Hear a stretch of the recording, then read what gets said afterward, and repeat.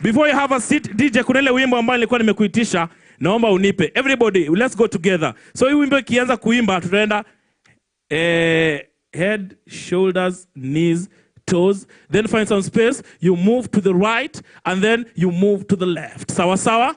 Are we together? DJ, when you're ready, we're ready. Some volume, DJ. 1K. Hey, 1K. Are you ready now? Are you ready?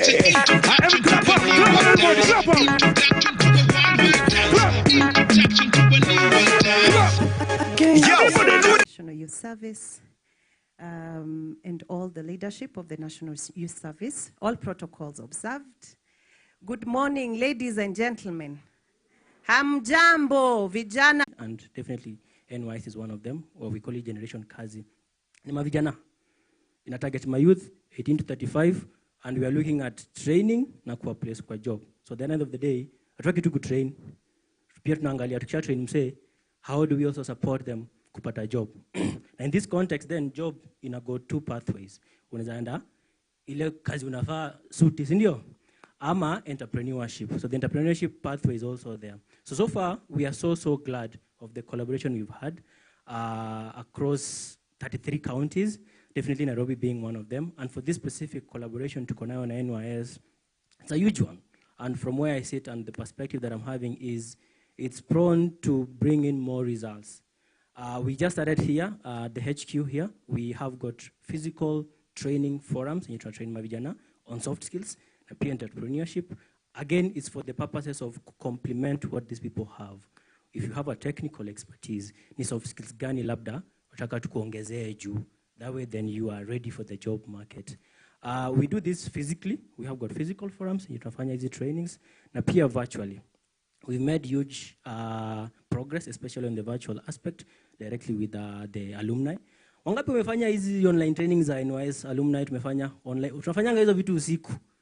Wangapi umekuwa macho usiku? Yes, we are so appreciative of you guys and your willingness, your participation. And when you took up hivi sahi, we see how do we take that engagement a notch higher. Sindio?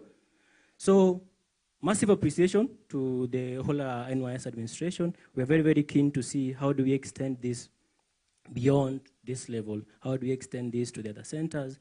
For massive impact, definitely. So for now, venye tumesema, learn, network, and engage. Ukitoka hapa hivi, at least jua mse mmoja mwenye uko unajua. Sindio? Thank you so much and all the best. Asante. I want to make an apology. The name was not written well, but I've confirmed. Please, when I mention this name, clap once. We want to appreciate Commandant General James Tembur. Makofi kwake. Asante. Now, I'm going to call back the Senior Superintendent for another session. So, ladies and gentlemen, please help me welcome the Senior Superintendent.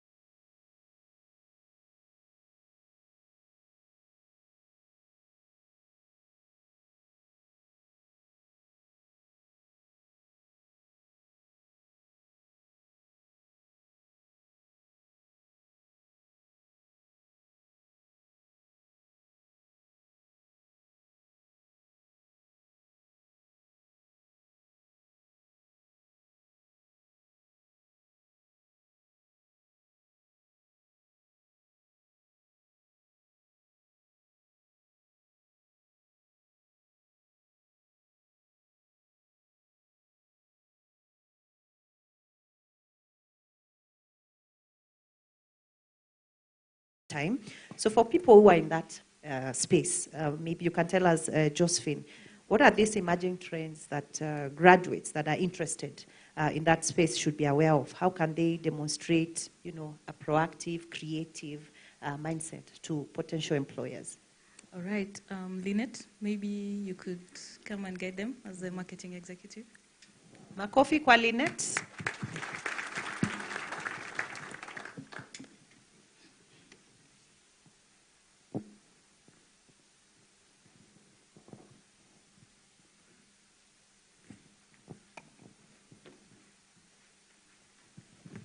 Hi, everyone. Sorry, come again. Yes, I was just talking about how dynamic the marketing and media space is, and we know things keep evolving every other time. So just to keep up, with what the emerging trends are. So what are these trends that the graduates should know about? How should they make sure that they are up to date with what is happening in that space? How can they demonstrate, creative, proactive mindset? Okay. So I think being in the marketing space, there's so much coming up, there's so much innovation. And like, for example, now we have a 3D screen. So we've seen a lot of movement from the static billboards that they're usually by the roadside. And now we are moving into a lot of digital screens. And I think Magnet, as a market leader, we've been able to launch one of the 3D screens in Kenya, which is, that was a month ago. Isn't it? Am I lying? No. So if you went back to when you started looking for a job, what advice would you give to that inexperienced you? And we can start from you, going this way. What I would tell myself back then is practice makes perfect, and consistency, and in turn, growth mindset. When I was starting out, we did not have as many internship opportunities as they are right now. And also, no one was there really to guide me which path to follow. So like for 2-3 years, it was try and error. Yes, I have done human resource in campus, but I don't know where I want to fall in, or I don't know what path I want to take in. 3 months, I'm in parastatals. I see, no, let me go back to this other side to private employers. Then I see, no, these ones don't work. Maybe when I try the other one, it's going to be different. So I feel like I wasted a lot of time trying to figure out what to do and the line I want to follow. Then another thing is no one was there to guide me on how to grow in human resource. So I would say, to be very honest, it has been try and error for quite some time until I figured out what I want to do. And so what I can tell you is identify a line you want to take. If you don't know, get someone who can mentor you. I think that's also another thing that I would say I failed in, because it took me such a long time to realize, yeah, I can get a mentor and someone I can trust to help me grow my career. So get a mentor, someone you look up to and you're not afraid to approach, someone whom you can call at whatever time or email and say, I need guidance in ABCD. How do I move forward? Someone who can guide you when, let's say, for example, you've applied for a job and you have an interview, you just don't show up. How do you prepare for an interview? What do you say when? How do you go about communication? Also, another thing is consistency. Once you start out, if you, for example, if you decide I am a mechanic and I want to focus on maintaining, let's say, for example, the 30-tonner trucks, be consistent in that specific niche. Because I can for free tell you, we struggle getting such kind of mechanics and many others. Thank you. Asante sana. Okay, we've heard from Winnie. I hope we are taking notes. All right, Rose, what would you advise yourself? I've tried to think, how employed. I was like, I report to work 8 to 5, me, Rose, no. And for like 4 or 5 months, and back in the day, you had to take physical CVs to apply for internship or attachment or for a job. And I would be like, I don't think that's my thing. So what I would advise my younger self at that time is, like what she said, is that could land on your table. So just open your mind. I would tell myself, like, open your mind to a vast array of opportunities, apply, go for the interview, see what people want, and then as you get your first job, as you get, your first opportunity, you might actually end up liking it. So fast forward 4 months later, one friend of mine from my church was like, Rose, I know you're not applying, but you need a job. I have sent your CV to one of my friends. Go for the interview, do your best, and if they give you a job, do your best. So I went for the interview, and I was still, feeling like, is this my thing? So anyway, they gave me the job for a business development attaché or intern. And I think, just to her point as well, is I wish I had a mentor to just tell me, this is how to navigate your first 90 days. But thankfully, nilijituma. So I got a promotion in that year like 3 or 4 times. So I think the advice I would say is find a mentor, but also open your mind to opportunity. You also need to be dynamic and adaptable. Asante, tumeambiwa tujitume. Bwana Kiptum, what would you advise the younger Kiptum? Thank you so much. I'm taking myself back to 2005 when I joined the NYS as a recruit. And service number 91851, Samson Kiptum, Gabon Barak. And I didn't actually know that I would end to be an officer. But having won the shoe that currently the people sitting before us as a serviceman and somebody who was also, for me, I was not lucky to be given a course by NYS. I was employed as fresh from when I was doing my national service. But if what I've gone through and what I've seen at the Employment Liaison Office, I would really advise myself then that I didn't know that what really employers are looking for is not my manual dexterity. It's not how I am good at driving if I'm a driver. I didn't know that. Initially we thought if you're a good driver, they tell you, chukua gari tuende mpaka Mombasa, and you will drive that vehicle smoothly, ufike Mombasa, and the employer will be very good. Surely, I didn't know that the employer was more concerned about my soft skills. That he wants to see communication skills coming out from me, and emotional intelligence. He wants to see someone who is a team leader. He wants to see an employee who wants to build a relationship with the company and even stay for more than a year. Unlike the current people who may be hoping immediately after you come to this organization, you are moving. The employer would want to see those things. Because if they are prioritizing number one, soft skills, communication skills, teamwork, I didn't know. But also because I'm in uniform, and the people here were in uniform. Do not make these mistakes. Number one, do not deviate from your line of training. We have so many people pulling you aside, and I'm telling you this because there are engineers here, there are electricians here, there are chefs, but by training. But somebody deviates, start doing, for example, security is so close to us because we are trained as security, we are disciplined people. So they can be pulled by a security company and they start doing security, forgetting that Sam Peru, Dr. Jotam, Great Manso are looking for somebody with at least an experience, practical, hands-on.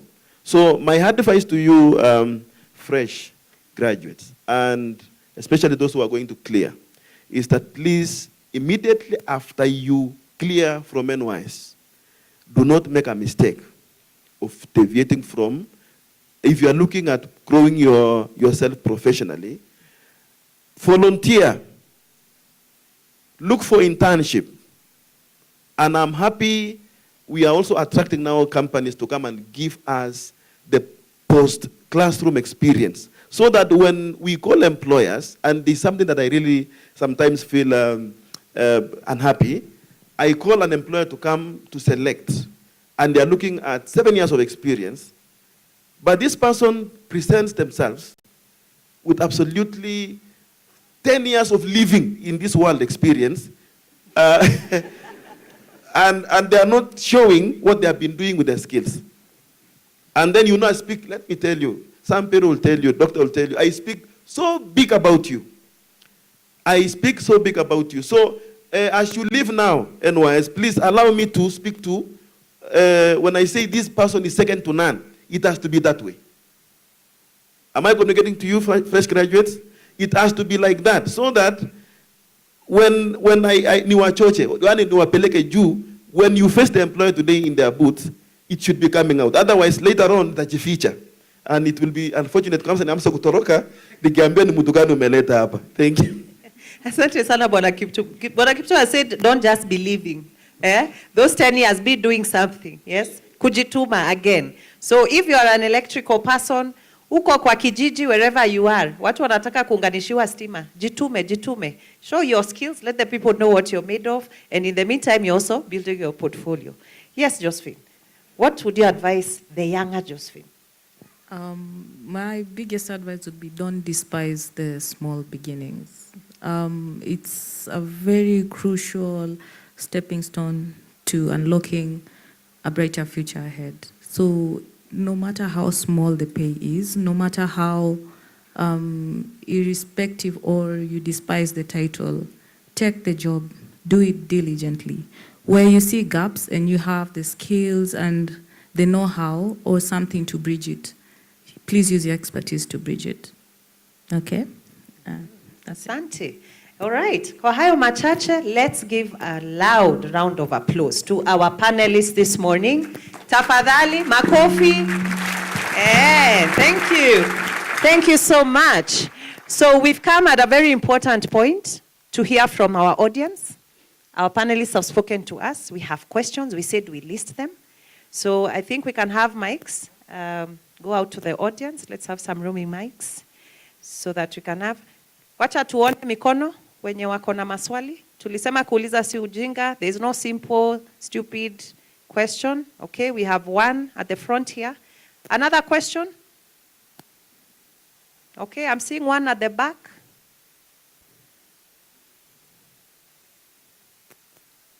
Let's have a mic. The front here.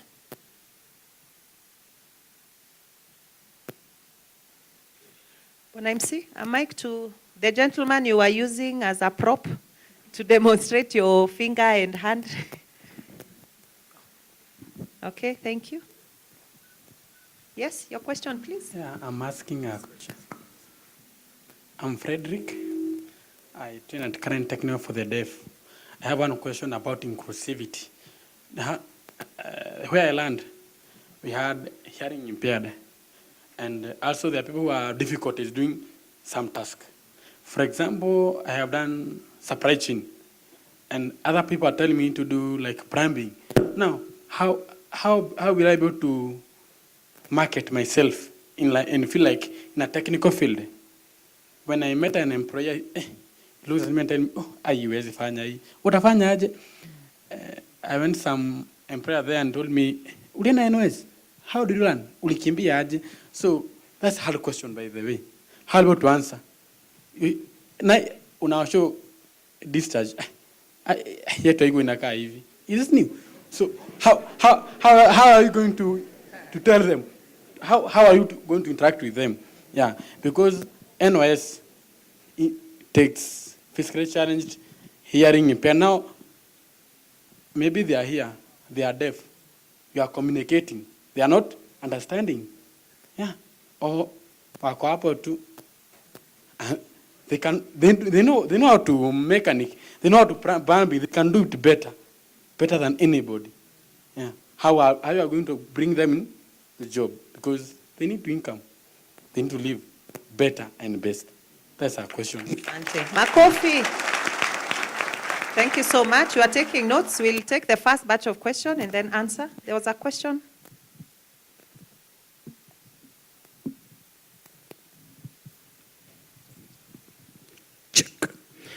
Okay, good morning. My name is Sami Ambubi.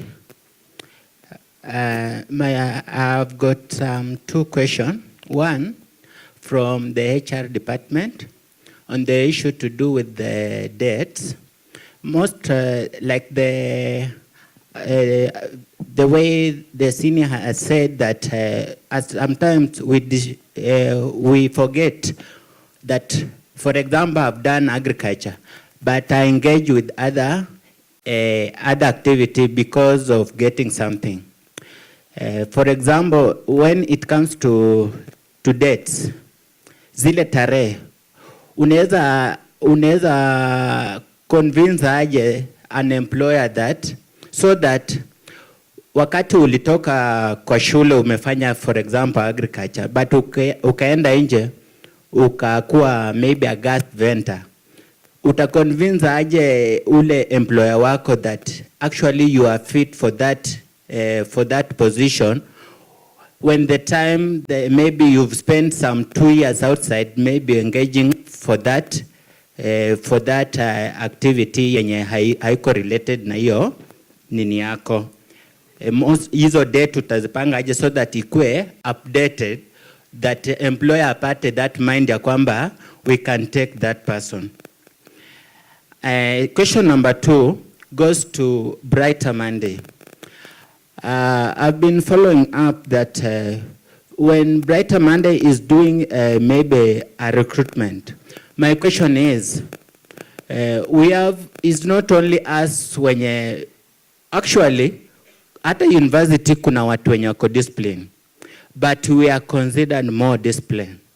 But you see, for example, a position being advertised that we need a degree holder of such nini relating to, but a Brighter Monday utapata maybe in a post kwetu, of which we should not be inferior to apply for that position.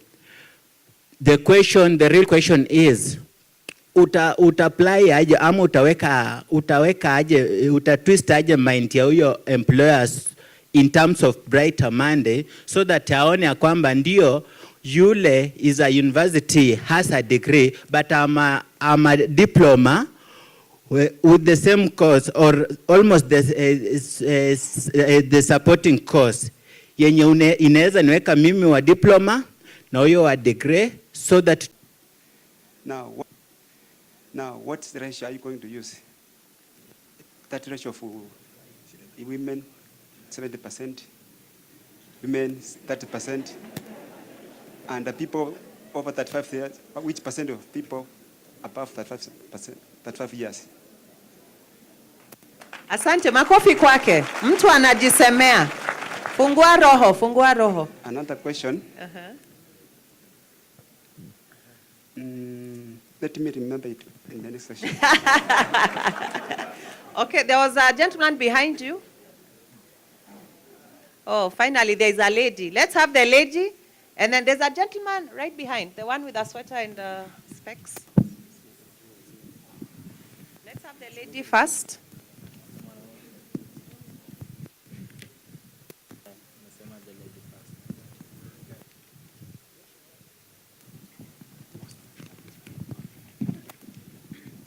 Thank you.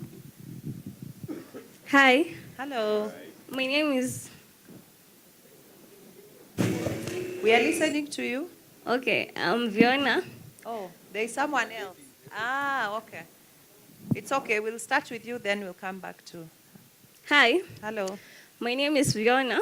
Okay, I was asking for us ladies, like, nilifanya course ya beauty na hairdressing. In that, most of the cases tunaendanga unapata experience kwa salon, but hiyo exposure ya kwenda na hizi kuitwa kazi mob kama hizi za NYS, for example, ina hiyo beauty hairdressing, what can we do as hairdresser na una hiyo mtu asali na kuandiki uko na experience match, utafanya aje?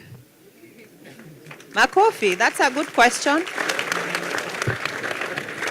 Okay, there was another lady here, and then we'll finish with the gentleman behind. We first handle that batch of questions. Hello, everyone. My name is Millicent Moy. First of all, is to thank the whole team that is participating in this convention. And also in that, as much as the panel, the team, it's working so hard, tirelessly to see us succeed in life, especially Mr. Kiptum. I would kindly urge you, as the employers, they are recruiting you into their companies, kindly carry the flag high. Reason being, if the person who started NYS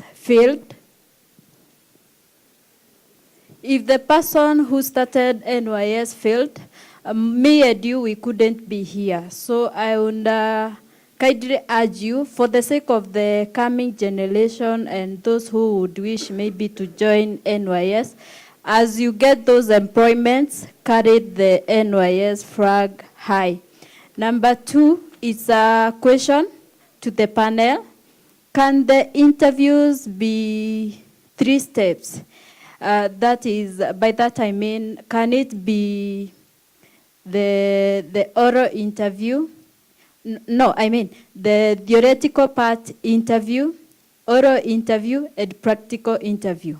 Reason being, you find someone has the hands-on skills, but maybe the person can't be able to express themselves well, and by that they end up not getting the job. Someone else passed in class, passed all the exams, can express themselves well, so well. Thank you so much for that. Asante sana. There was a last question. Yes, so there was a hand before you, sir. Let's be fair. There was a gentleman. Yes, you. Mpatie microphone. Alafu tutakupea wewe, tutafunga na wewe hii session ya mwisho. Ya kwanza, sorry. Okay, thank you so much. Hi. I'm Duncan Ochieng. We all thank the Brighter Monday in collaboration with the NYS for bringing this forum for us. I want to go straight to my question. And concerning the CV, you talked about CV. And my question is, what are the relevant key factors to look at when designing a well-decorated CV so as to earn employers' absolute trust as his or her future employee? The second question is channeling to us youths. So many of us are overqualified, in fact, concerning the academic reports. But you find it very difficult for them to acquire better jobs, even after doing various applications in various organizations. Thereby, some have concluded it as a bad luck or not destined to those jobs. So being applied for, what are the advice you can give us to those fellows, including me as a youth, so that we cannot lose it? Thank you very much. Asante sana, makofi. Final question for this phase. Yes, amjambo. Amjambo tena. Hatujambo. Kwa majina mimi naitwa Zadok. Nilikuwa niko tu na swali moja about these jobs. Kuna jobs zenye nimeona zimeadvertiziwa outside of the country, kama hizo za Qatar, Somaliland. Swali yangu inakuja hapa. Umefanya interview, umepita. Mambo ya contract ni 2 years or 3 years. After that 3 years, ni renewable or you will come back uanze kutafuta tena kazi? Hiyo ndo swali yangu. Okay, asante. Thank you, makofi kwa wote. So I think I'll try distribute the questions a bit based on the context. I think, Rose, we can start with you. You can give us feedback on the inclusion, how inclusion is, especially regarding recruitment. And the second one, I think there was a question around the CV, what factors to consider. There was a gentleman who asked. We can have you cover that. Bwana Kiptum, I think someone was referring to when you said 10 years of living in this world. So there was someone who said maybe the skills they've been collecting or gaining are not what is in their certificate. And then Josephine, you can help us on the advice. There's that person who is applying jobs and sending CV, who is looking for tips, what factors to consider for their good CV. And since you're in the creative industry, you can also answer the one for the beauty person. I know there are different ways of selling yourself these days, not just on the CV, how they can have a portfolio of their skills that they can share with either customers or potential employers. And then we can have Winnie. You can give us on the interviews. Someone mentioned 3 steps. Maybe you can also give an overview of what the interview process looks like when you're recruiting, so that we can give them feedback on that as well. I think that way we are able, and then there's one on how to sell yourself. Imeitishwa degree na uko na diploma. How you as Winnie, if you're hiring, how would you give airtime to this person who is a diploma and not a degree? So we can distribute that. We can start with you, Rose. Okay, thank you so much for that inclusivity question. It's not an easy answer, to be honest, and that's because as a people, we have come a long way in acknowledging that there are people who are abled differently. And so even when it comes to the workplace or to employers, I know it has also been a journey for employers to actually even create diversity and inclusion policies within their organizations. So every company, every employer has their own policy. And sometimes you'll find that there are those who don't have. And I think that's a majority, unfortunately. But what I like is that as a country, we even have the Disabilities Act that has been revised. And there's such a big push for us to be able to be aware that there are people who are abled differently among us. So I can say that it's a journey. We are not there yet. We are very far. But for us as Brighter Monday, one of the things that is critical for us, even as part of this MasterCard Foundation project that we've partnered with them, is for people with disabilities or people who are able differently. And so for us, it's to also educate and to talk to employers and say, okay, what is your policy around this diversity and inclusion aspect?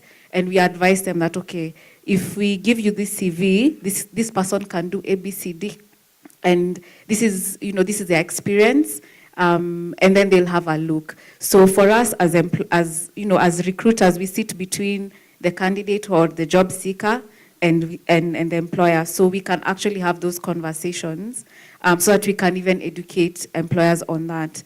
But in terms of even just jobs that exist, you will definitely meet people who are a bit insensitive, and that's the nature of what we have currently. But I really like that there's a huge push, even by the government, by partners like Brighter Monday, NYS, to actually have an inclusive culture. And we are not there yet, but we will get there. So that's the answer I would give you for that question. And it's to actually appreciate that you're in this environment where that is already factored in, and the superintendent can actually connect you with employers who actually have that policy, and they've created an environment where you can thrive even if you're abled differently. Then the other question was about CV. In your CV is your name, have your name, and we'll cover this in one of the breakout sessions in detail. Have your name very clearly, your email address, your phone number very clearly, and sometimes you'll find on the phone number you've added an extra digit. Make sure it's actually very clear. And then talk about your summary in terms of what you're looking for or what kind of skill sets you have in terms of a career summary, and then your education. And for the person who asked about degree holder versus diploma, just indicate if it's a diploma, because there are employers who value that, who will value that you have a diploma, not necessarily a degree, or you've done a certificate. And again, it just goes to the policies of the organizations. And it's, we are getting to a point where their employers are now recognizing that experience and even just not having a degree doesn't mean that you can't do the job. So that will, of course, be factored. Just apply, but make sure that you've indicated very clearly what your diploma is, and if you've done any projects or any type of volunteer work around that area, indicate that as well, and let the employer make that choice. So indicate, your experience. I know when we say entry level, it means you have no experience. But, there's things you've done, or you can aim, even after you've graduated, to volunteer even in your mom's shop or your uncle's duka somewhere. Just volunteer somewhere so that you can put, that this was a volunteer position, and soft skills that you've gained, in your time as a student, but also in the places that you've volunteered at or you've worked at in the past as an intern. And then I think that's it. And then references. So that's essentially the order and what you should have in your CV. Thank you so much. And good news is we have another session later where Rose and her team will take you through into the nitty-gritties, what's the details of what a good CV looks like. Thank you so much, Rose. Just wanted to add on the inclusion part. One thing about the Generation Kazi project is we are aiming to make sure at least 10% of the youth we will reach are persons with disabilities. So I think one of the things we are collecting is data also, then to see the kind of assistive environments or contexts that these young people need. And as we talk to employers, it's also part of the conversations we are having, both for persons with disabilities, and we're also working with displaced youths. So it could be refugees or Kenyans who have been displaced from where they stay, because all these people have special considerations that need to be given. Thank you. Winnie? So I'll take you through the question where you asked various steps of interview. Yes, from my experience, different positions are interviewed differently. That is to mean, yes, there could be some positions that will require more than one interview. Probably the oral interview, and somewhere else where you're supposed to showcase your technical skills that you have to fulfill that specific job. Also, when going for an interview, please make sure you've gone through the job description of the employer that is interviewing you, so that you get to understand the kind of skills this particular employer is looking for. For example, if they are interviewing for a position, let's say, for example, in supply chain, have the technical terms and skills that are required for that specific job. Also, make sure you have examples you can reference from your previous volunteer, internship, attachments, whatever it is. Maybe I am not where you want me to be, but this is something I can do if given an opportunity. So to the person who asked about the various steps of interview, yes, some positions do require several steps of the interview, and it is actually done. Hardly will you find a position that is technical being interviewed once. Then there was a question about how to sell yourself and convince the employer to employ you if you have a diploma and they're looking for a degree. That happens for a fact, but what I can tell you is if you do have a diploma and the advert is looking for a degree, do not lie. What will set you apart is the kind of skill you have to fulfill that specific responsibility. And if you're given an opportunity to interview for that opportunity, be very open and honest about your academic qualification. However, it is important for you to make it clear to the panel or the employer that you have intentions to upskill your studies to the next level. And you can actually give yourself a timeline. In 2 years' time, I would like to complete my degree. I would like to start my degree. Given this opportunity, I'll be able to plan myself to attain this specific degree. Thank you. Asante sana Winnie. Bwana Kiptum. Thank you so much. I will address the questions asked based on the struggles that I go through. Deliberate inviting you here in the mix of fresh, Gen Zs, and also our brother who stood there, who is above 35. And here you will find your job. There are jobs, for example, that require like Peru will be looking for refrigeration and air conditioning. He will be looking for electricians. Meaning, if he's looking for 10 years, 35, confidently, if you've been doing this job consistently, he will be getting you here. But for the fresh graduates, and let me stress this. Why we are having this event is not for the employment part. Please, do not come and say, I'm coming for a recruitment, just like we are going for kurekrutiwa kwenda jeshi ama kukuja NYS. Tukielewana hapo, why we have called you here is to give you heads up and to tell you why you need to change tact for you to get employment. And I will now answer the question asked by the hairdresser, who has experience hands-on, but does not find employment. We do adverts, and you have never seen, for example, a hairdresser or a beauty therapist. In fact, you should be counting yourself the luckiest. Why? We are those who have done online already. The soft skills training will really train you on how to answer questions during the interview. Today, you might be using them. The CV writing. Virtually, we have done this. But they will be again doing it in person. So when we prepare you to be ready, because your CV, the boardroom is where you will be stepping before you get to employment, we sort out that problem. But while we are building you to connect you to employment, I said you should count yourself very lucky. Because the next phase of what we want to engage, and I'm very happy to see the director training institution here, is to switch from tamacking. We don't want to see people tamacking. We want to see the hairdresser clearing from college and being given a startup.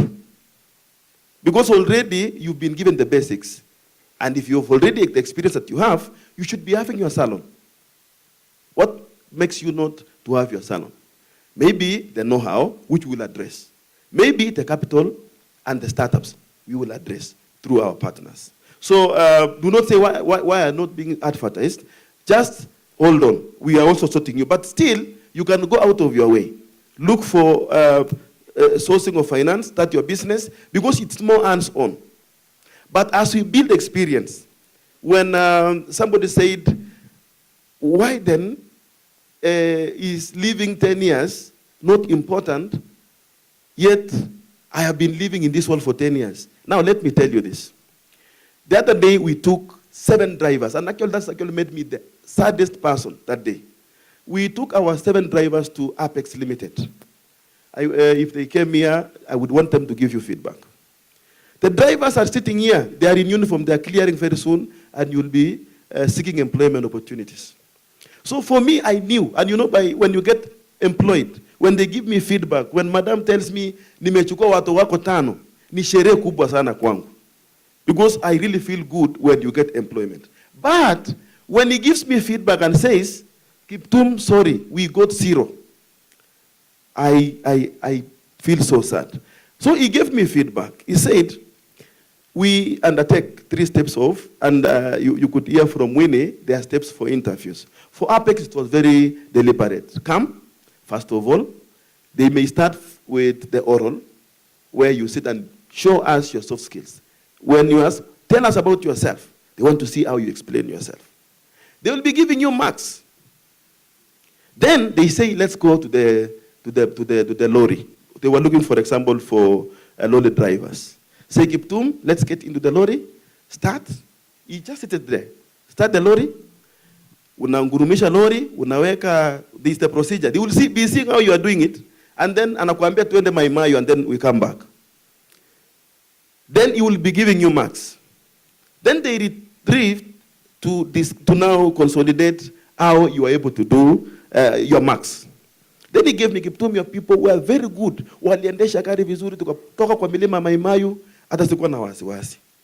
But when it came to the technical part, you need to answer. The pressure that you need to put on the tire. So, utuambie, hii gari, unafaa kuweka pressure ngapi? Akasema 35 for a lorry. Okay, sawa. What is the mileage that you need to cover and ufanye service? They failed. And they told me, if they are not able to explain how they were able to move this vehicle from Nairobi to Maimayu, we are not ready to risk. So meaning, we preparing you. Maybe you know it. Perhaps you know it. But how do you explain it? And it's very, very important. So I will still give you back the importance of this is that let us get feedback from the industry leaders.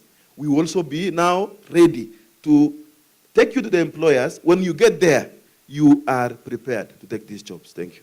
Asante Bwana Kiptum. Makofi. All right. So we are finalizing with Josephine. All right, so I was tasked with answering the beautician question and also the overqualified and redesigning CV question. So for the beautician, I don't know why you would say you don't see adverts, because I think this is one of the most, if I not say profitable and market that is wide, especially in social media. So I think when it comes to it, focus on other areas where you could get the openings or the advertisements. Repackage yourself in terms of your portfolio. I know Brighter Monday offers those services on their own site where you could build your CV using their tool, the online tool. There's that. And also, don't wait for Mr. Kiptum to share with you those adverts for beautician. They are all over social media.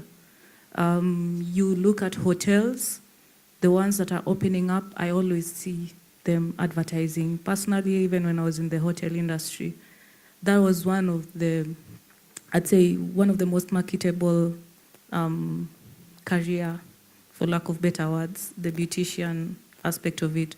So brand yourself, use social media because that's where it's widespread. There's a lot of spas, a lot of beauty sites and all that. I think currently it's one of the most marketable and profitable industry. So just repackage yourself and focus on other areas where you can get the advertisements. Then also know your targeting niche.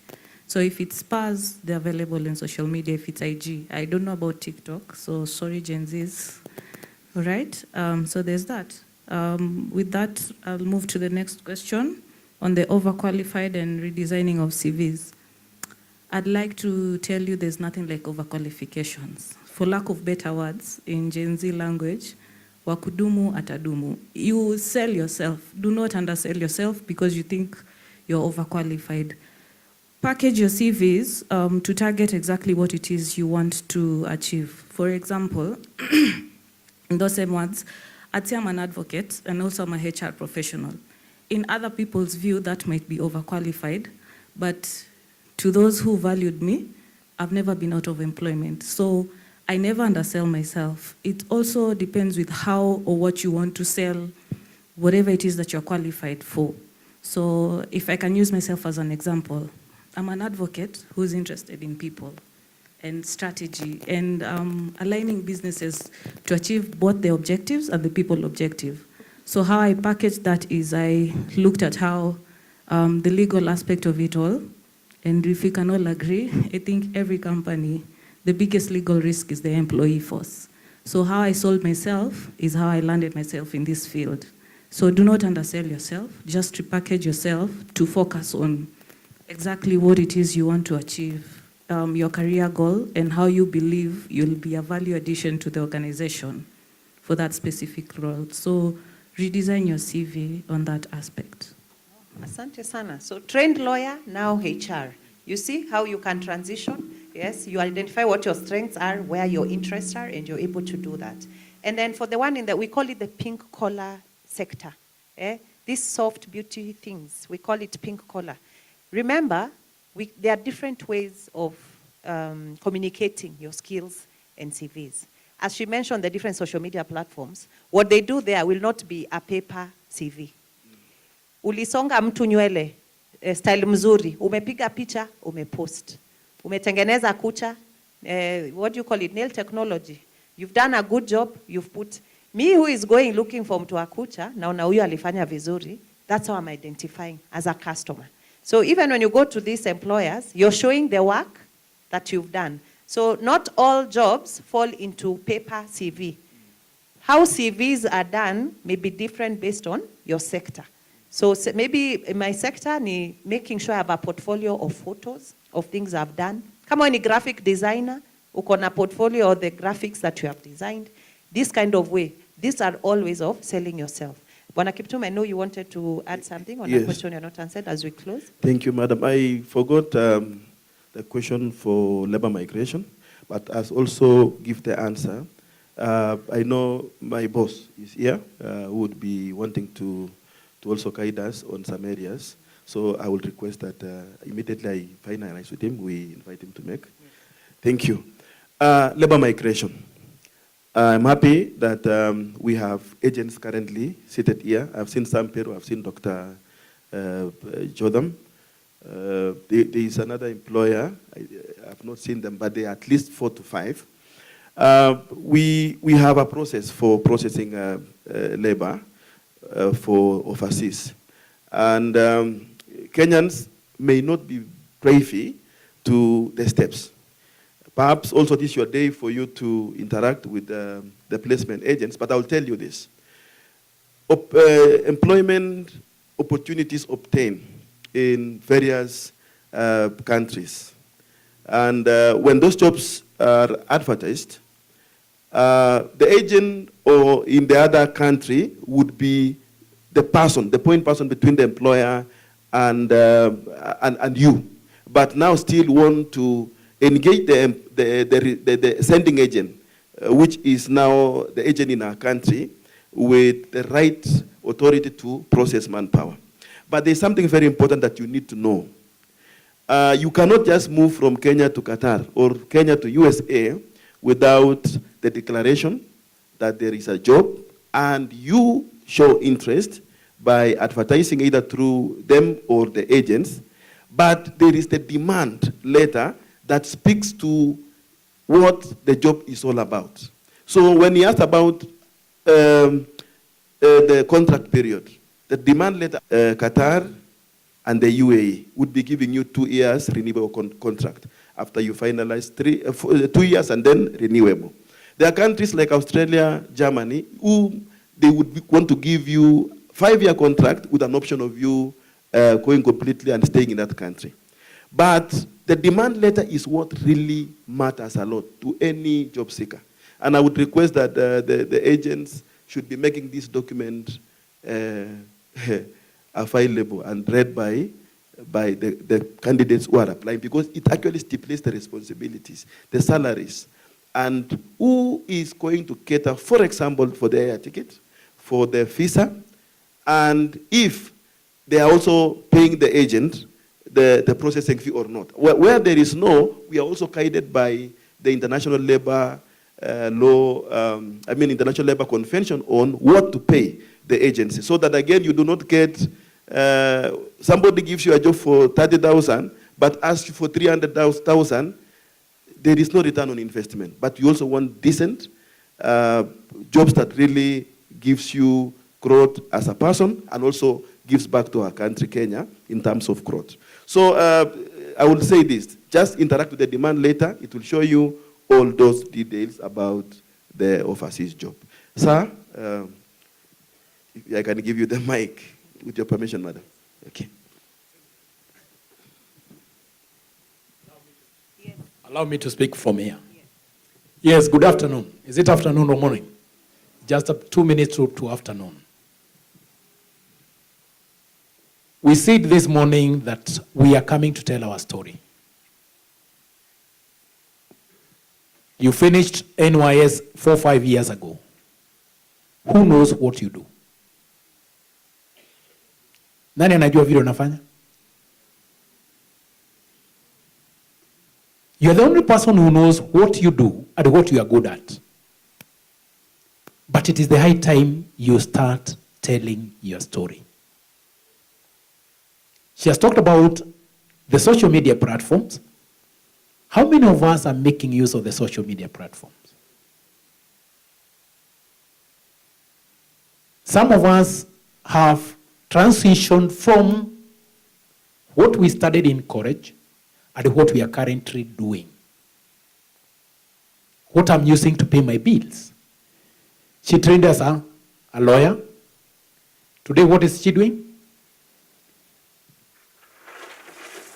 How about if she said, nilifanya law, the only thing that can put food on my table? And she went that line. So my take is, please let us use the social media. Let us use the TikTok, the WhatsApp to tell our story. Nothing has prevented you. If you're an electrician and you're doing a good work, you can actually tell people, this is what I have done. It can be in your status, in WhatsApp. It can be in TikTok. You've done a very good clip of yourself doing what you are good at. So if we leverage on the social media, we can actually start be able to market ourselves. Build a portfolio of what you are able to do or what you have been doing. When you meet with a prospective employer, you can actually be able to give your story. I don't think there is any employer here or an employment agent that will disregard that evidence that you're presenting that have been able to execute this work and execute it professionally. So my take is, as we ask the question, I trained as an electrician, but I'm no longer doing electrical works. I've ventured into plumbing, but I don't have the papers. I want to see your learning. And for us to give you a paper in that, we'll need a portfolio of evidence that what you're telling us, you are actually doing that.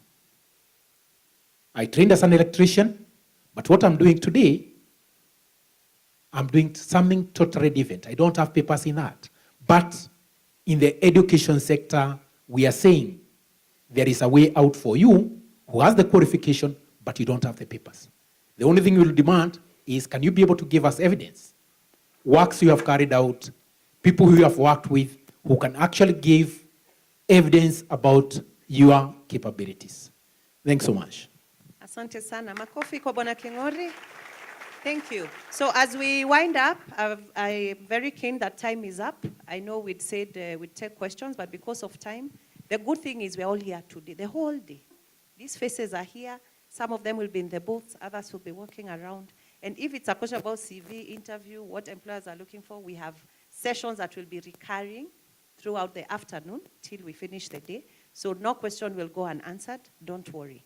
I'll just reiterate, there was a question of above 35. Please note, for example, at Brighter Monday, we cater for everyone, the platform. You're looking for experience, skills, and so on.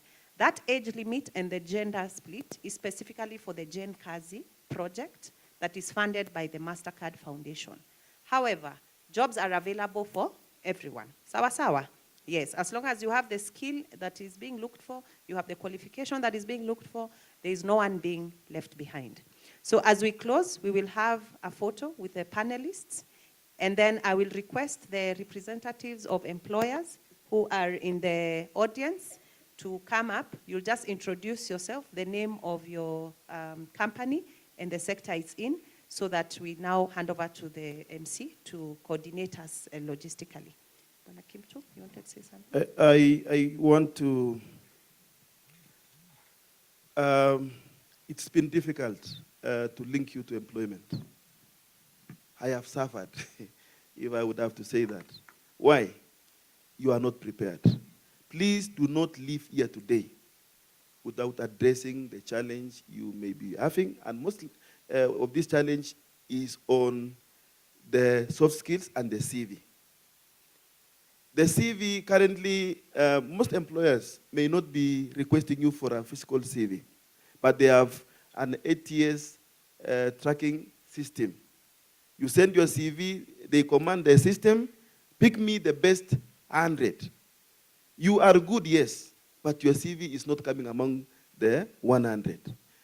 Please, we are going to assist you.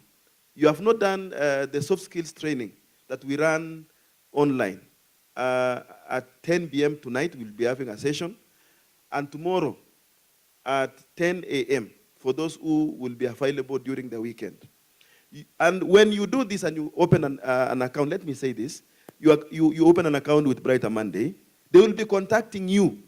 The data that you have shared with them, every day they will be sending you an email. There's a job opportunity with, for example, Coca-Cola. Let me mention, for example, or Create Mwanso, or Magnet Ventures, if they are in their database.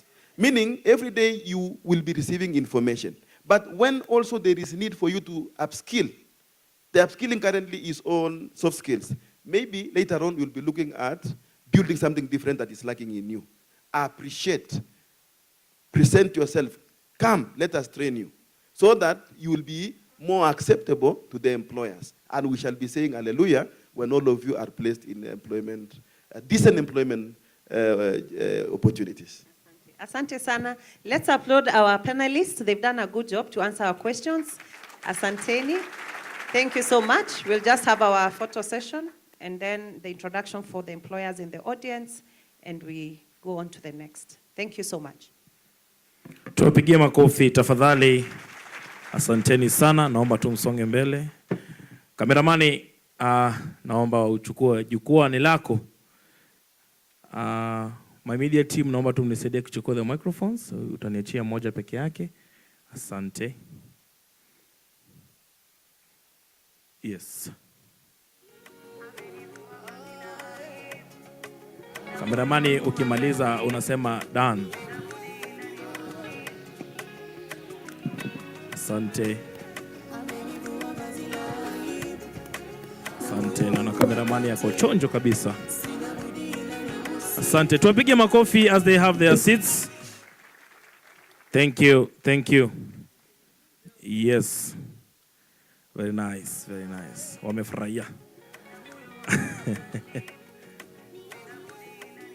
Yes. Okay.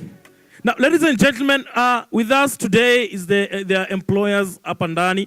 There are 20 of them. We'd like them to please come forward. DJ wape mziki as they come. Clap for them as they come. They only have 2 minutes with us. Wanatuambia ni nini wameleta leo, si ndio? Asanteni sana. DJ wape mziki wanapokuja tafadhali. Amen. Asante. Tuharakishe tu kidogo kwa sababu ya muda. Asante. Mike umenikata sana. Bosco, naomba niongezee microphone kidogo. Asante. Yes, unatembea tu hivi ndao pia muda saizi tu dakika moja kila mtu aseme neno moja au mbili na amekuja kufanya nini na amekuja na nani. Asante. Wow. Yes. Asante.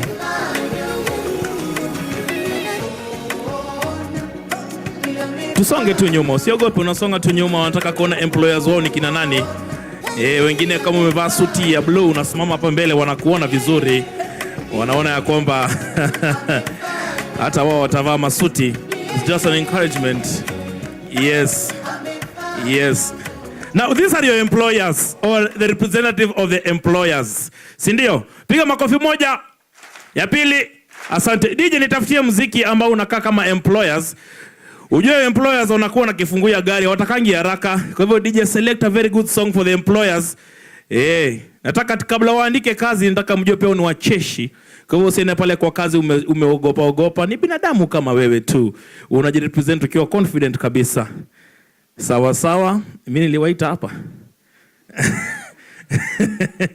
si tukatike kidogo ndo muongee. Si hata nyinyi mmekaa chini sana. Asante. Sasa nataka tu mshike kifunguo. Imagine unaona kifunguo ya Mercedes ya Toyota, usitoe hapa. Unafanya tu hivi. Pole pole tu hivi. Pole pole tu hivi. Find some space, I'm telling you. Hey! Alafu ukiwa tu hapo DJ kapoli kidogo unaenda tu hivi. Hapa tu pole pole employer. Twende kazi. Too late fit, I'm telling you. Ai, alafu unaweka kama sidi tumele hivi. Hey!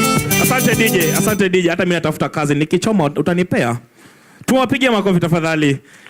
Na wanasema ladies first. Kuna mwenye ameandika mpaka speech. Nataka nianze na yeye. Asante. Hello. Hi everyone. My name is Faith Ondiso, representing Gravel Enterprises Limited. Na leo tutakuwa tunachukua plant operators, electricians, welders na landscapers. We are a construction company. Good afternoon. Thank you, Brighter Monday Smart Outsource Limited.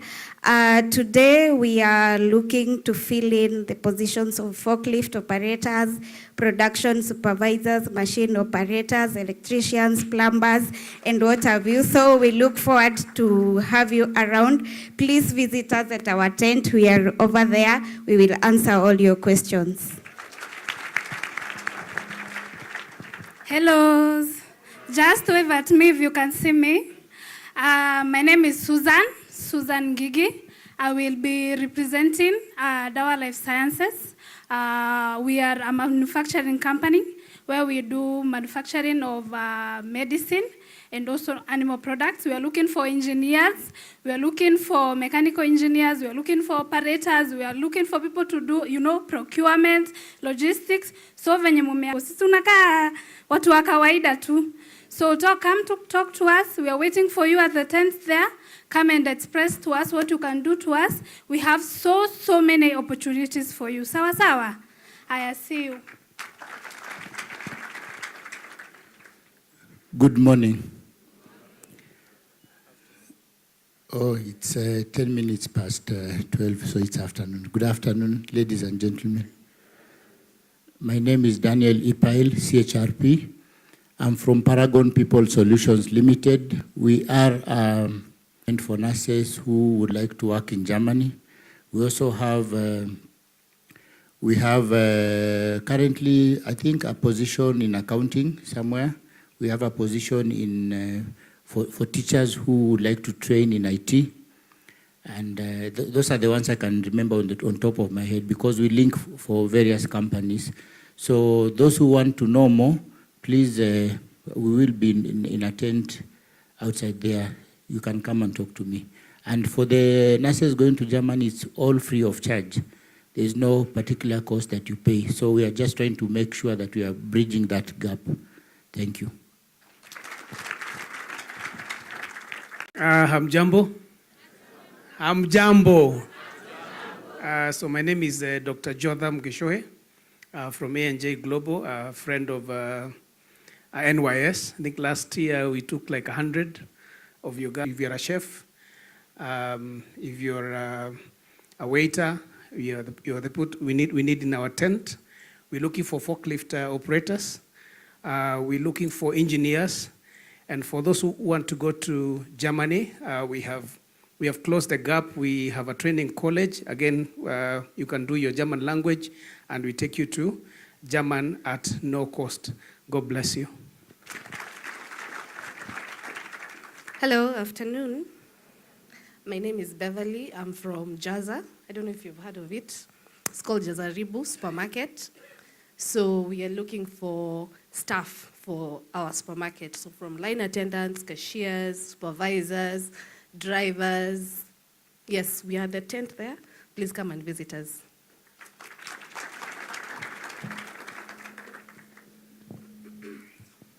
Bwana asifiwe.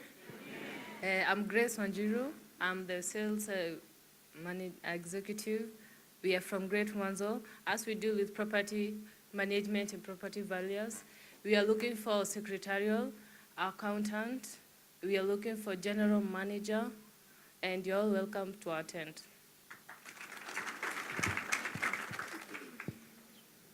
Habari zenu kila mtu. Tusalimiane kwa hewa. Huyu ni mdosi kutoka Great Mwanzo. Acha niongee Kiswahili. Na residential kama wadosi. Na tuna wadosi wengi wale wako na mali ng'ambo. Tunazitunza hapa. So tuko na nafasi hizo mmesikia zile za juu. Tuko na nafasi nyingine ya mtu wa mauzo ambaye ni sales executive wa hiyo ofisi. Kwa hivyo mimi ni mdosi ambaye naangalia kila kona, senior officer in this company of Great Mwanzo. Na wahitaji wote, manake nataka watu wengi wa huku chini wa kuangalia manyumba za wadosi na sehemu nyingine nyingi. Mkija pale kwa tent tutaongea, na mimi najua hapa nitatoka na watu wengi. Najivunia kuwa Mkenya.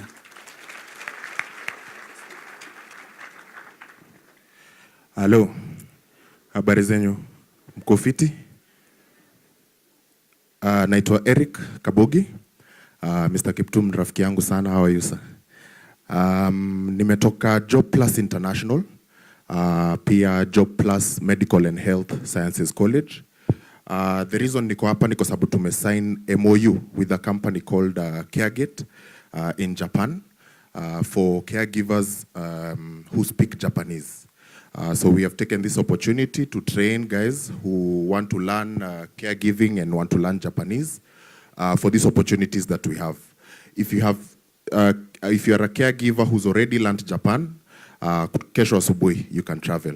So please see me pale first tent. Please see me pale first tent. Tufanye mambo. Asanteni sana. Good afternoon. Good afternoon. Hata wale mko nje, good afternoon. My name is Bai Kwinga. I'm here on a different portfolio. Na Sergeant hapa rafiki yangu sana. Hello sir.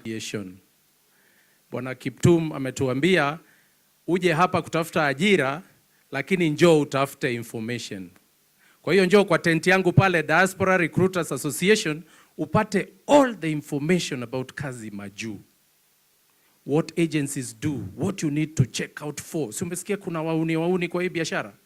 Leo nakuja kuwamalizia process ambayo ukipatana na mtu unajua wewe ni muhuni, wewe uko sahihi na kwenda na wewe. Visit me at the tent, Mr. Baikwinga. Jina kidogo wanaona kama ni ngumu, lakini ni kidogo tu kama Njoroge Baikwinga. Au sio? Visit me, I'll give you all the information today and lead you to the right people who will give you opportunities majuu. Sawa? Asanteni kwa kunikaribisha. Good afternoon. I'm Jambo. My name is Jesse Kimani. I represent Art Cafe. So I am looking for people in the wider hospitality area. So our business is diversified into hospitality, into retail, into food manufacturing. So if you fall in any of those, please come and see me. Thank you.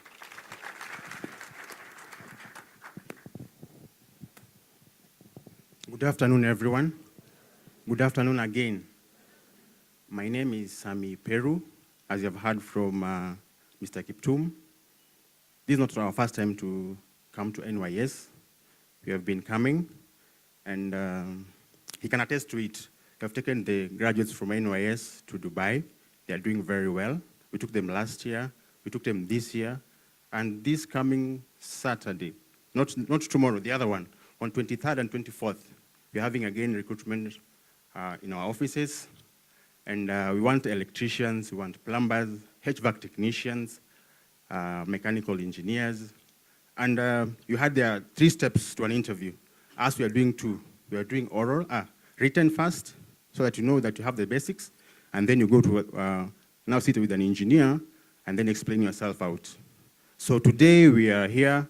We want the engineers who are here, the mechanical engineers, the electricians. We have a test. We can tell if you have the basics. So we'll have a tent also here, and then you can come see us. With me is a group of a team that we work with. I want them to come so that when you see me or see them, you know you're in the right place. I want them to introduce themselves too, so that when you meet them, you can even remember their name and call them by their name, right? Good afternoon. Good afternoon again. My name is Purity Njambi. I work with Almena, also known as NABS Group, under the able leadership of my manager, Sami Peru. Thank you, NYS, for inviting us here. This is a very good opportunity for us to provide guidance on employment and so on and so forth. We do recruitment to the Gulf, as he has mentioned, and please feel free to ask as many questions as possible, considering there is so much misinformation with regards to countries in the Gulf. Feel free to ask every question. Thank you. Habari zenu. Habari zenu tena. Naitwa Mary, working together with Sami Peru here, and we are happy for this opportunity. We are inviting you to come and engage with us and know more about the opportunities that we have. Thank you. Habari zenu. My name is Eric. I'm talent acquisition. I'm behind Almena and NABS Group, all the process until you travel. Thank you. You're welcome. Good afternoon. My name is Kenneth, and we run a company by the name Emagera. And we've made it as easy as ABC. Remember, you're going to work. So finding these jobs should not be hard. Should save your energy by scanning. See that? Traveling emergency. So what does Emagera stand for? Emagera is about employment. And all you need to do is to scan on www.magera.com, and you're able to upload who you are. It's easy. First of all, you say who you are. It takes you through, and all the way the system is like a blockchain. Right now, we are not working with paperwork. To our booth there will be so much about scanning, and you're able to upload who you are and talk about what you've done. I'm so happy with the institutions that are doing recognition by learning. Congratulations, that's a good thing, because there's a big problem whereby you go where they want to make it what you see. Hallelujah. Are we together? If you're not Burj Khalifa, you're not going to work in the construction at Burj Khalifa, you're going far. So what we've done under Emagera, it is we have an onboarding process whereby we have even post-placement monitoring. And the other system that we have down there, we have an office in Dubai, we're opening other in Kingdom of Saudi Arabia, we're opening in Qatar. There's no way you can be able to fix our young people to an opportunity and you don't know where they're going. So in our system, we have what we call super agents that go and map out where these employers are saying they have an opportunity. And once you register right now, onset, you're part of us. When you get to your placement where you're going to go and work, you're going to be saying, what is the condition? Were you told right that you're going to be a steel fixer, you've been given another job? Were you told you're going to do, what is the condition where you're sleeping? All this, you can be able to relay back that information. The other thing we've done, and this to our government, you're really doing a good job. It's about funding. Remember, all jobs are not free. There are jobs that you require ticketing, you pay yourself. Before, it used to be good. People never used to pay anything. But to find, when someone lives here, seeing Burj Khalifa, and goes there and finds it's been taken to somewhere far, they go and start getting ideas to pay visa. It's that it is a cost on you that even if you want to change that job before 1 year, the employer needs to recoup his money. So far, now what we've done is to partner with institutions that, like Youth Fund, we're partnering with the Youth Fund, and it has come in handy. What we've done on Akitum, we've engineered a hybrid system because we are based in those countries. And that's a big reason why. The other big reason why we're there is to be able to have a check-off system. And if you have a check-off system, that money can replenish another young person going abroad. So we want to take care of as many people. We are looking at in the next 2 years, we want to do 1 million people. There's a lot of opportunity out there, and we are geared to make sure that it has happened. Much of it will be hard on our booth. We'll see much about people who own. My brother, my sisters, The government is so keen. You know what they do, let me echo, before a document comes in Kenya, it has to have what we call attestation. In Dubai or other countries, a Chamber of Commerce is a very, very strong organization. You cannot get attested if you don't have a Dubai Chamber of Commerce stamp. So once you have authentication through the Chamber of Commerce, then you take it to your Kenyan Embassy. Kenyan Embassy are going to make sure that you have a stamp and a number. Then what happens? You come and upload that document, that demand letter, into the NYS website. What does that mean? It means you break it down.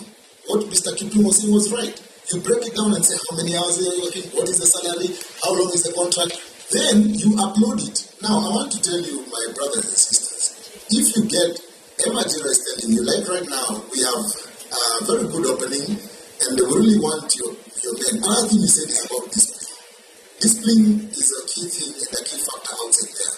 We have taxi drivers. We are looking for taxi drivers, about 200. We have people in the all welcome. Thank you so much for the job. Good afternoon, everyone. Good afternoon, everyone. NYS oye. Niliambiwa kwamba kuwe na sauti, si ndio? Watu wako huko nyuma, NYS oye. Siski? Hapo, chonjo. So thank you very much, NYS, Brighter Monday, MasterCard, for this very nice opportunity. It's a great honor. My name is Walter Mugo. I represent Regent Group of Companies. With me, I have my colleagues.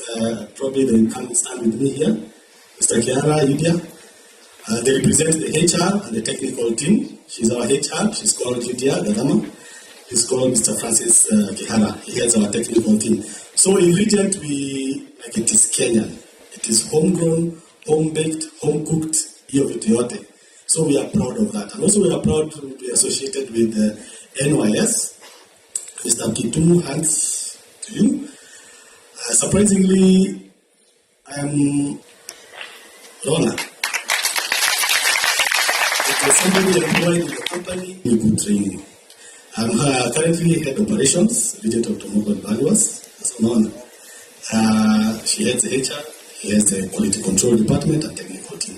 So we do motor vehicle valuations, we do motor vehicle tracking, alarm fitting, we do garage services. We currently have a road rescue service that is currently picking up. We also do cab services. It's called iCabs. So we have 43 branches within the country, 2 more new branches within East Africa, that is Rwanda and Uganda. So we are looking to employ and look for recruits in the areas of motor vehicle mechanics, who are going to do the mechanical aspect in terms of valuation, mechanical aspect in terms of the garage services, mechanical and assistance and road rescue services, and also drivers for the iCabs and any others. So thank you so much. Anyone to continue. Like myself, I knew NYS as military. Sitakudanganya. Mimi nilikuwa najua naenda military, the next thing I'll be called to serve. Where? Jeshi. So it is good now that you're coming out to be known what it is that you are doing, the kind of things that you are able to do, and I can tell you, the people that we have onboarded from NYS are good people. People of integrity, watu wanajituma, watu wanafanya kazi na bidii. So thank you very much, Mr. Kiptum. Thank you very much, Brighter Monday, MasterCard, for giving us this opportunity. Thank you. Good afternoon. My name is Donald Ratemo. I'm with a courtesy of Mitigara. I run an outsourcing firm called Jarvis Limited. I've worked with him for more than 10 years. I have other clients. And what I can advise to employers, you are employed as an individual, you work as an individual, and you are fired as an individual. So maintain discipline. Good afternoon once again. My name is Winnie McKenna. Today I'm representing She Delivers, which is an initiative under Ponty Treat Holdings. We are looking for ladies who have pursued supply chain management, automotive mechanics, and business management. With me, I have my colleague. In spirit of supporting NYS, she's an alumni. Thank you. Good afternoon. Okay, so my name is Shelmith Nderitu from Magnet Ventures, and Magnet is known for, so one of the things is billboards are also known for multi-directional signs that show you this is where you are, this is where you're going, especially within Nairobi. We also do magnet development, which is for real estate, and basically that's just to mention briefly. Today the people that we'll be looking for are maintenance technicians, electricians, fabricators, router operators, that is CNC machinery, mechanical engineers, sales executives, 3D anamorphic designers, site construction engineers. And today I'm joined by a very wonderful team. One of them was on our panel today, and 3 are seated there. I wish they would stand and just say hi so that you know who to contact kindly. Yes, that is our able team. So please feel free to walk to our booth. It's the second one when you use this entrance. And we'll be happy to have you on our team because we already have a number of you on our team. So thank you and see you there. Kwani hakuna mwenye anatafuta MC? Ninyi wote mnatafuta technical. I'm standing here as director of KFC. KFC is a branch for Kuku. And we are looking for plumbers. But then because serious, not KFC is looking for plumbers. They're not of employers. They're not here. I'm going to transition to another company. I'll come here. Ladies and gentlemen, good afternoon. I'm here for Rentokil, and we are looking for sales personnel. Rentokil is looking for sales personnel. Nipigeni makofi. Asante. Now I'm going to call upon Sylvia Mbabu to come forward, please. Sergeant Samson Kiptum, please come forward.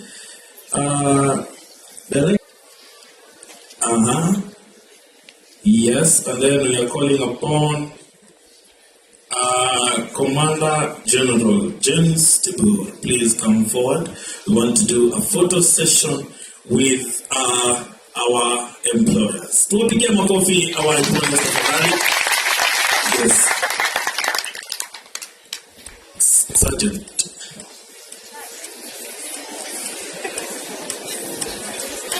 Superintendent. Superintendent, tunaomba uite mdosi. Naomba uite mdosi. Boss, karibu sana. Asante. Nilimwita akaniangalia. Sasa mdosi, nimekuwa huko nyuma wakaniuliza mbona tu superintendent na dance. Nikamwambia nitajaribu kidogo tu. Wamesema wataandika barua, lakini CV yangu imesimama. Asante. Kameramani, uwanja ni wako kabla DJ tutafutie muziki. Kameramani, uwanja ni wako. Asante. Na tusimame tafadhali. Let's smile. Yes. Asante. Employers, you can have a seat. Nataka tukubaki na hawa watatu. Yeah. Others can have a seat. Boss, naomba tu kidogo. Mimi nitakuwa kando yako. I will support you. Yes, I know hii sector ni ngumu. Yes. DJ, umelala sasa kidogo.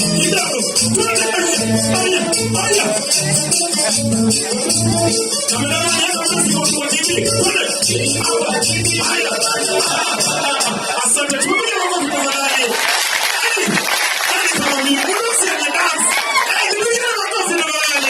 I'm telling you, this is what a wonderful event. Now, with you guys there, I believe all of us, we have something like this. You have to scan. Please, if you can, please scan it, tafadhali. Ninaomba tu. Lakini nina swali. Kama kuna kabande ufanye aje? Superintendent, our director of training, and our commandant, to please, under Sylvia also, to please go for the joint press conference. Inaomba to the people involved in the joint press conference, naomba to direct ni wapi. Yes. Simple niwe nimengoja. Wa direct kwenye wanaenda. Nibaki na team kazi hapa. Asante. Sasa msiogope wameenda. Asante. Watupigia makofi as they leave and there is registration going on. But I'm going to give you a task. Now, I'm going to give you a story. In this story, there's a policeman, okay? So when you hear the word policeman, you salute. Everybody salute. See, waoni mkisalute, salute. Ni hivi ama ni hivi? Jole ni kwa headquarters. Basi unajua unafaa salute. Mimi siko. Mimi yangu ni hii. Si ndio? Nikisema policeman una salute. Sawa sawa? Nikisema hoka unasimama. Hoka stand. Stand. Hoka.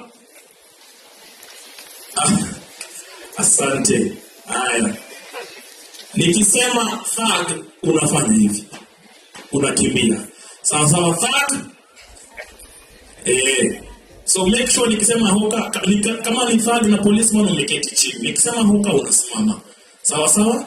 Let's have our seats. Thank you. Now, one day I was at archives, I saw a policeman. And then the policeman told me that being a policeman is not easy. So I asked him, what does it take to be a policeman? So the policeman told me, you see that hawker over there? You see that hawker over there? The hawker is selling something and the policeman does not like when the hawker is selling. Sit down. Now, the hawker is selling. Then the policeman told me, sit down, the policeman told me that when you see a hawker wants to run, it means that the thug is coming to him from the back. Well, I'm a sick. Can you give him a coffee, definitely? That's such an awesome audience. Now I'm going to invite Rose to please come and help us in the session of the breakout session. We're going to our breakout session right now. So, ladies and gentlemen, help me welcome Rose as she comes to explain to us how the breakout is going to happen. To begin my coffee as Rose comes forward to help us in the breakout. My coffee Mazilo Fadali, she's wearing red, I'm telling you, wow, she looks lovely. Begin my coffee. Begin my coffee, asante. Thank you very much. Very able MC. Hiyo tunafaa kumpatia A. A plus. Pako mongezewa plus. So we'll move to the breakout sessions. We'll have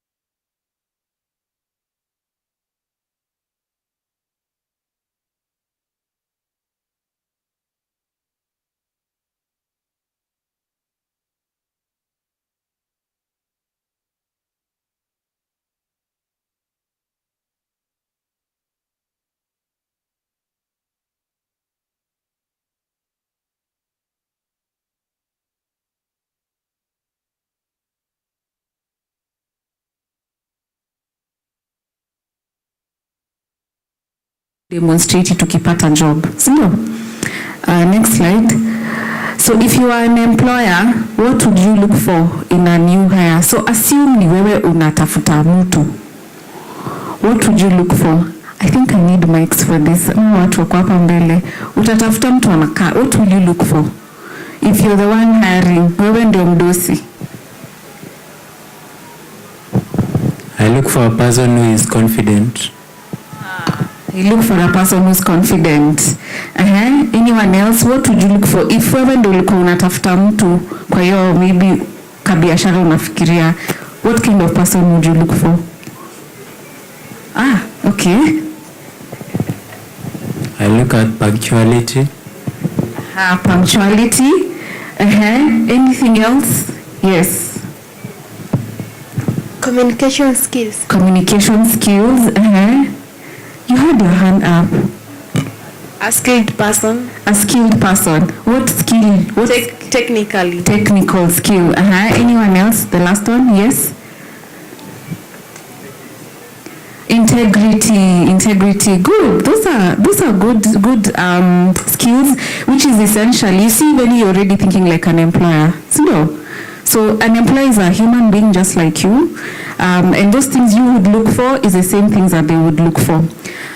So let me give you a short story about my own career and how I got my first job. I know I mentioned it, but one of the things I did in my first job when I got it, nilijituma. I started day one. I told them, because I studied computer science, by the way, that is what I studied, and I told them in the interview, give me any other job except coding. Sitaki kukuwa developer. I just want anything else in the business except coding. And what really helped me is that I was, the way you are very committed and diligent in what you do. Yani umejituma, you're dedicated. And that is what I've ended up doing now. I transitioned somewhere in between and became a recruiter. But the thing is, the soft skills are so important even from day one. Before you say, Ati, I have experience of 3 years or 2 years, your first few, si kuna probation period. Ama kama if it's an internship, you have a period to prove yourself, maybe 3 months, 6 months. In those 3 months and 6 months, what do you think an employer will want? Next slide, please. So why do soft skills matter? Soft skills, if you're to describe it, soft skills describes a set of personal attributes and abilities that allow individuals to interact with others in a professional setting. Is on your soft skills. So anything you do that is soft skills, it means it is relating to working with other people or working with the tools that you're working with in an environment that is a professional setting. For example, a skilled electrician who arrives late, so think about it, if you're an electrician, you arrive late, you speak rudely to customers and you always leave a mess. Umefanyiza vitu zako, umekatakata vitu, umeziwacha hapo. Will you call this person back if it was you? Would you call them back? Would you? Who would call them back? Why wouldn't you call them back? Because? Anyone? Why wouldn't you call that person back? For that job, alikuja late, number one, speak rudely to customers if it was your business, and then akacha mess. Someone had a mic, you can give him.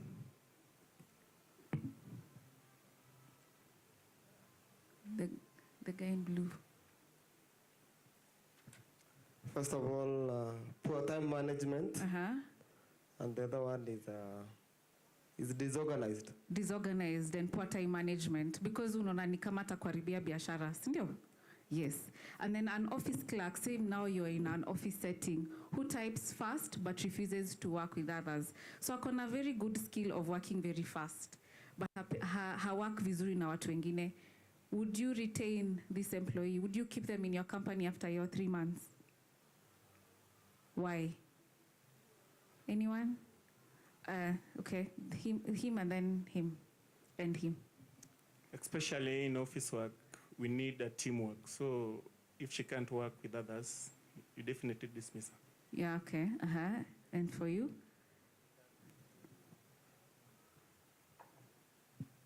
that person doesn't want to work with others. So it means you want to live alone and benefit alone instead of sharing. Guy behind you. Okay, I think teamwork is important. It's actually the engine behind productivity in every company.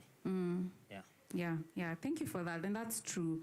So when you think about soft skills, you think about those skills that allow you to work with other people. Sorry, you wanted to say something?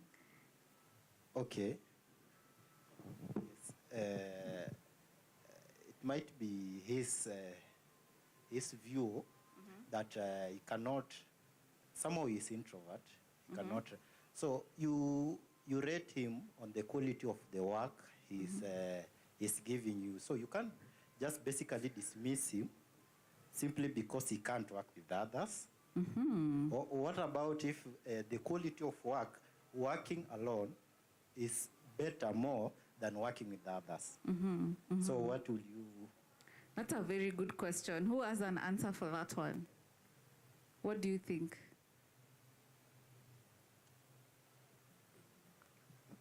Okay, I think my friend here must differentiate between an office work.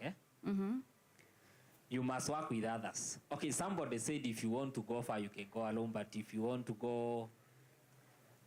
Okay, if you want to go fast, you can go alone, but if you want to go further, you must work together. So I think team building or teamwork is more important because hata kama anaweza fanya kazi peke yake na alete productivity, you cannot compare na productivity when people are working as a team. Yeah. Okay, thank you for that question. And there are roles that you can be an individual contributor, like a developer. You don't have to work with anyone. Unapewa tasks, unamaliza. There are those jobs you can do by yourself, but a lot of the jobs, your input will be required by someone else, or you will require input from someone else.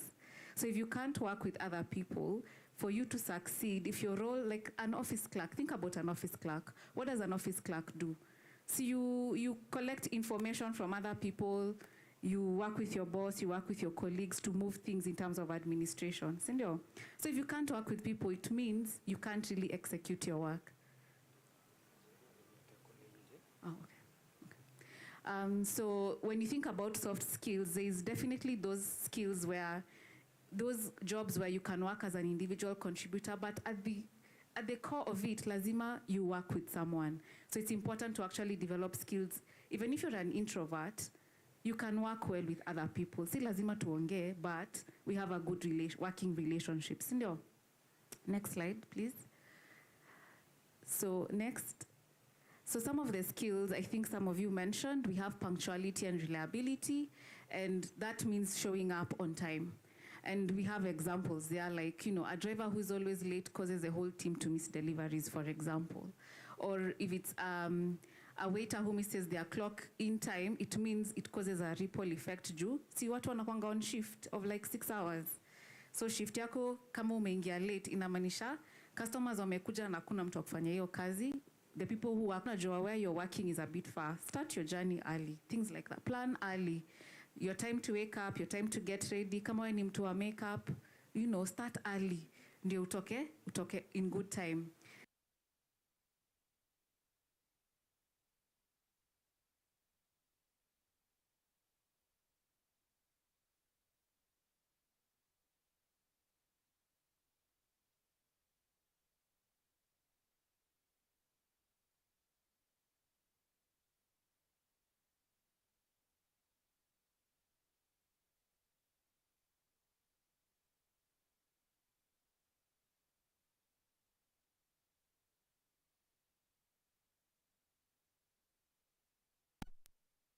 Ako route, utafeel hapa siwezi rudi. But if someone is like, unatafuta nini? Natafuta mkate ya specific brand na sijaiona, kuja nikuonyeshe. Anaenda na kuonyesha. You'll likely remember that person and you will likely come back to that shop. So it's important to actually just have a positive attitude, and the tip there is, even if you have a bad day, your customer or client should not feel that badly. Just deal with your own issues, ama useme tu nitazipack, nitaenda kudeal nazo, nitaziacha kwa mlango, nitazirudia, nikimaliza job. Si ndio? Next slide.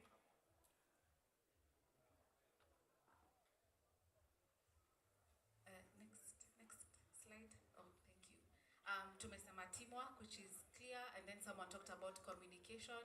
And communication is really speaking clearly, listening carefully, because sometimes watu wanasikiza, mtu akiongea, unangoja tu amalize hivi ndio, you give them an answer. No, it's important to actually carefully listen and then confirm the instructions. And there's a tip there. Nikikuja nikupatie instruction, nikwambie, do this thing in this way, by this time, by this date. To confirm that you've understood what I have said, you can repeat that back to me. Did you say that we do this specific thing at this time, by this date?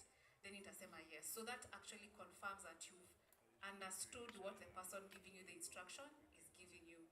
And in the same way, it's when you listen and you're able to give feedback, you're able to talk and give feedback back to the person who's communicating with you.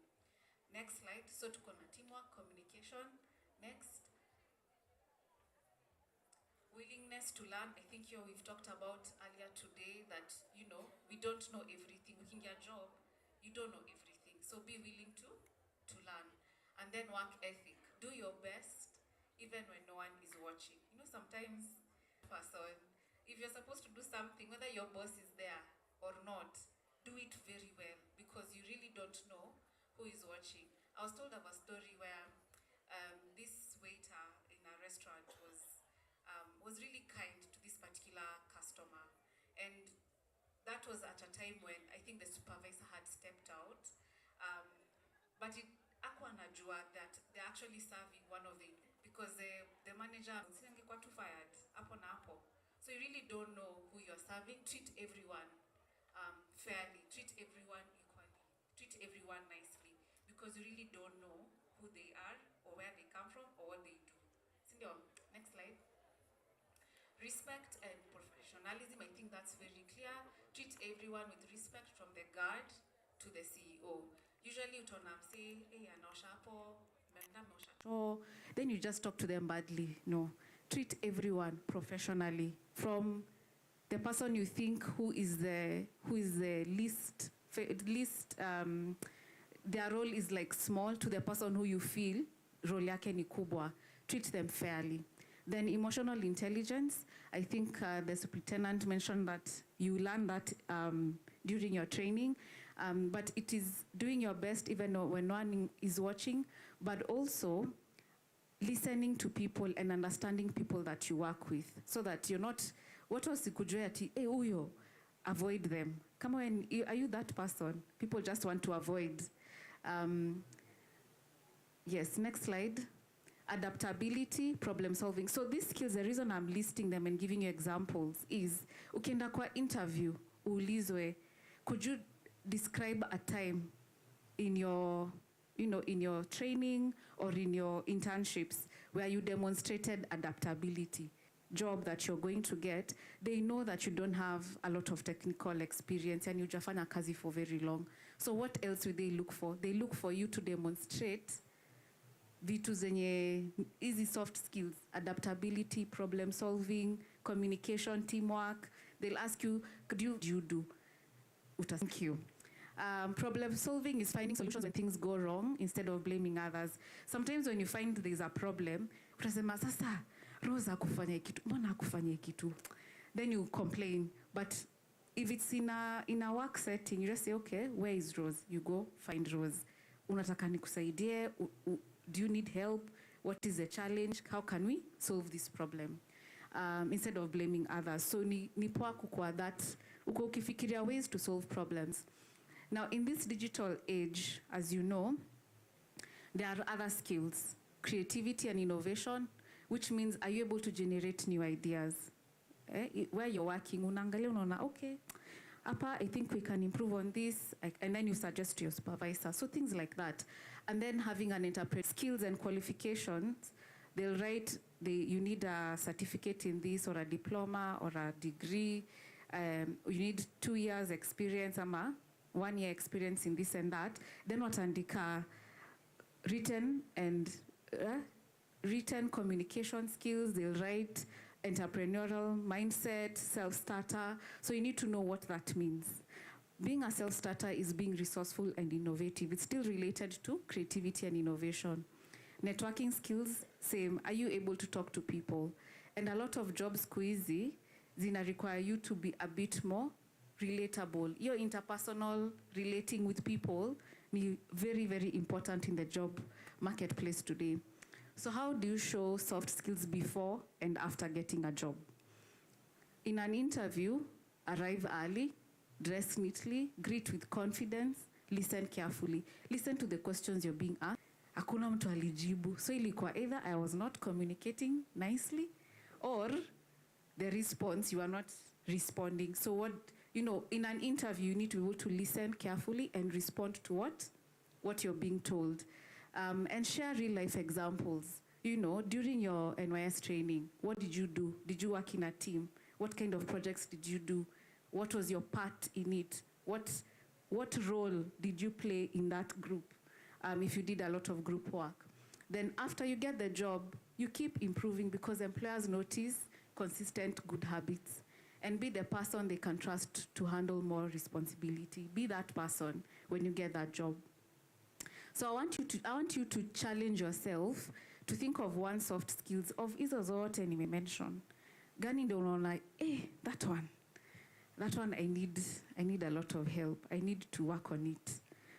Do you have it? No, a lot of you are like on it. Take that one and then practice daily for the next 1 month. Look for situations where you can practice that particular soft skill. Kama ni to tell you when you do it well. And then akikupatia feedback, because feedback is an important part of that journey of learning.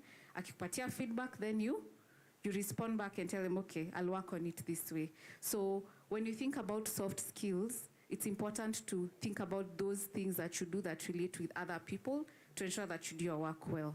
Tuko pamoja? Up to that point. Anyone? Feedback? What have you had?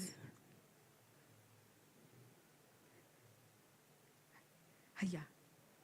Okay. The requirements.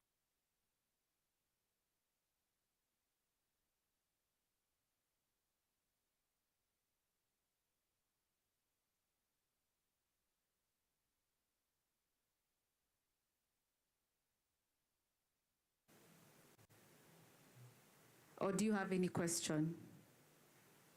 Any question up to that point? Tuko na swali? Everything is clear? Okay. We can move to the next slide after that. So this is the section about mastering your CV and preparing for an interview. Is Simon around? Okay, I think I'll just continue.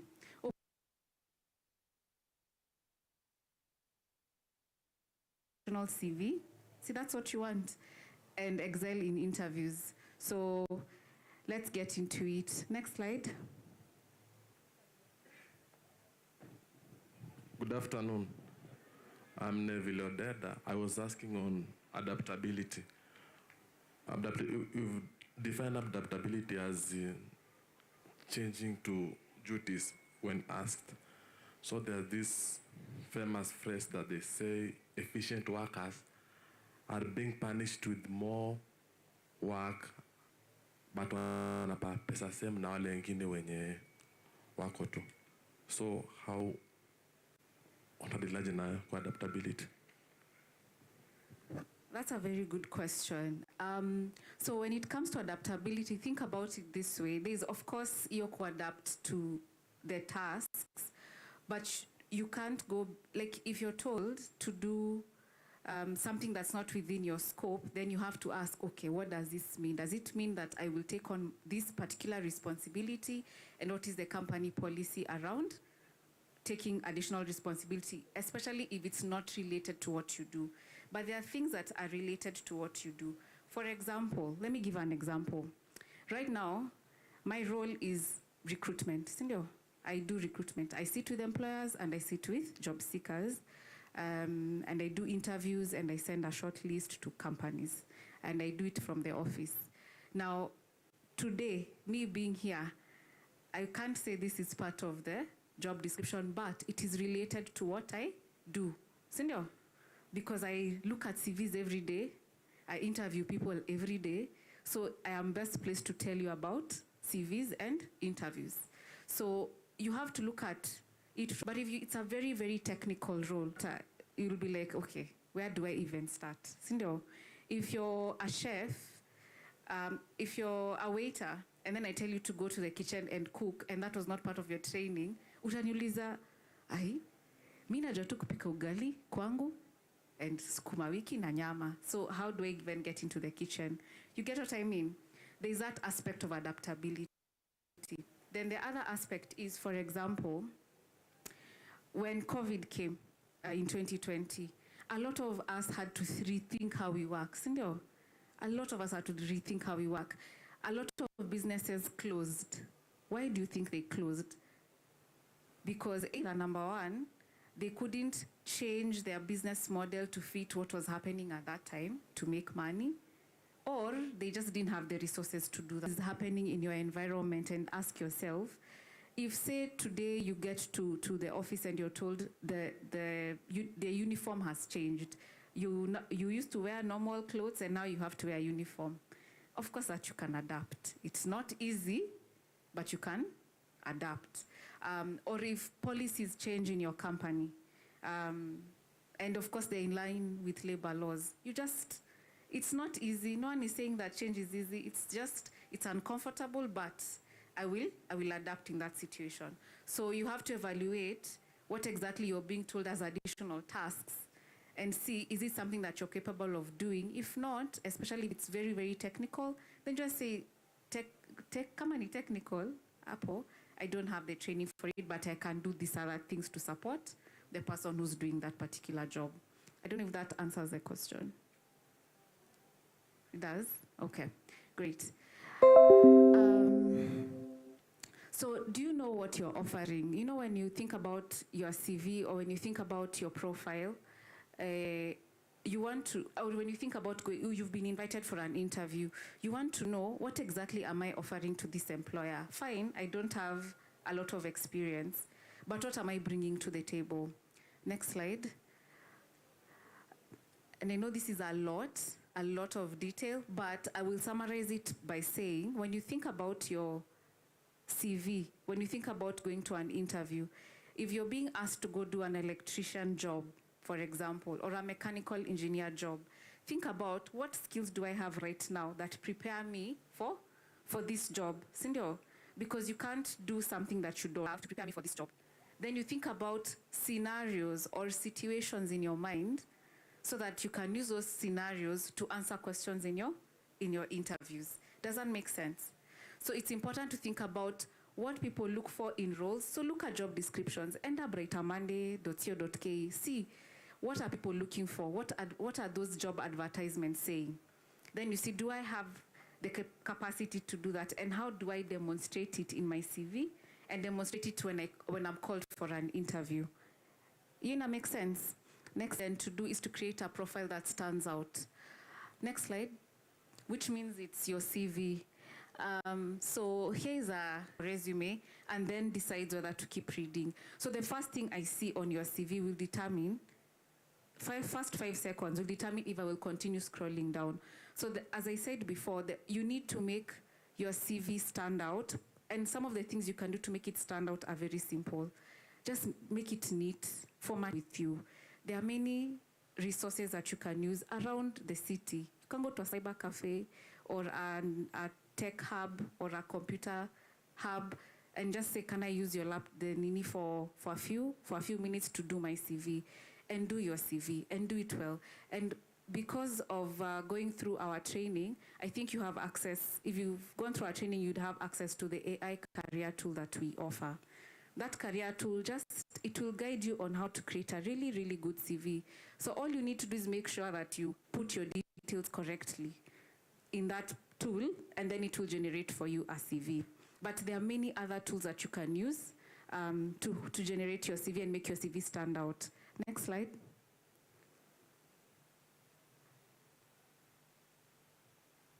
So what to include in a CV? The basic things you need to include in a CV.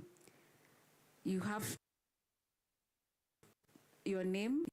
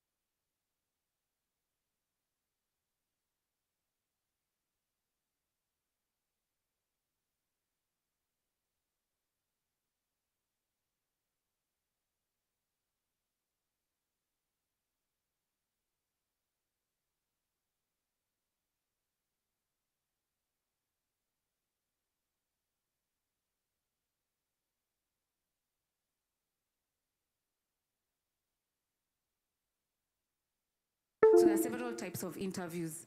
Kuna phone, video, in person, na kuna hongana panel. So depending on the type of job, of course, if it's technical, you'll have to go there in person. But there are those roles, if it's a virtual assistant, if it's an admin, those ones that can be done online. And there are different stages, which is what I think someone mentioned during the panel. There's screening, there's technical, behavioral, and under behavioral is what we're talking about, demonstrating your soft skills. Then we have case study, presentation, assignment. But for entry level, I would say it's just good to know how to answer questions in an interview, because no one expects that you'll have like 10 years of experience. It's important to have examples. Like maybe you led a group in a particular project, or you participated in a particular assignment and this was the outcome. Think about those situations which you can give as an example. Sindio? Then of course I said research the company. Then it's always good to have a question for the interviewer. Sometimes you'll be asked, do you have any question for them? Anyone? To me, I may ask the interviewer, what does he or she consider for an interview? Maybe to employ people. What are you considering? That's a very good question. That's a very good question.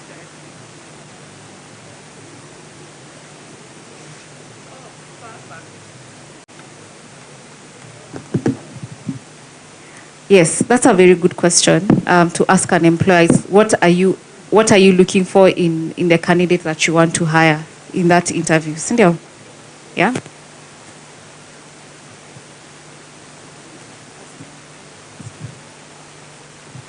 As for me, I'll ask for the salary scale, then about the leave and the off days.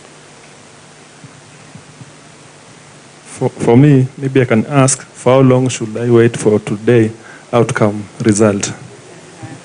Yes, that's a very good question. That one for salary and off days, I would not recommend. And I'll tell you why. Okay, maybe if it's right, I can ask, how do they measure success? Especially, is it individual based? What criteria do they use to know if somebody is successful in the company or not? That's a deep question. Ukiuliza, someone would be like, hey, this is someone thinking about this opportunity. That's also a very good question. The reason I said about salary, that's a conversation that sometimes is usually left for the final stage. So if you ask it in the first interview, it's almost like you're jumping the gun.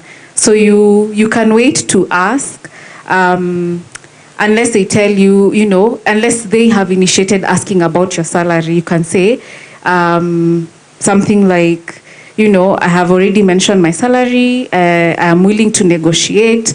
It's also important for me to know, what range you are looking at, and we can discuss, so that you leave it open. Then you have some room to bargain. Yeah. That's a very good point. So I think I already covered this part. Next slide. On preparing for an interview.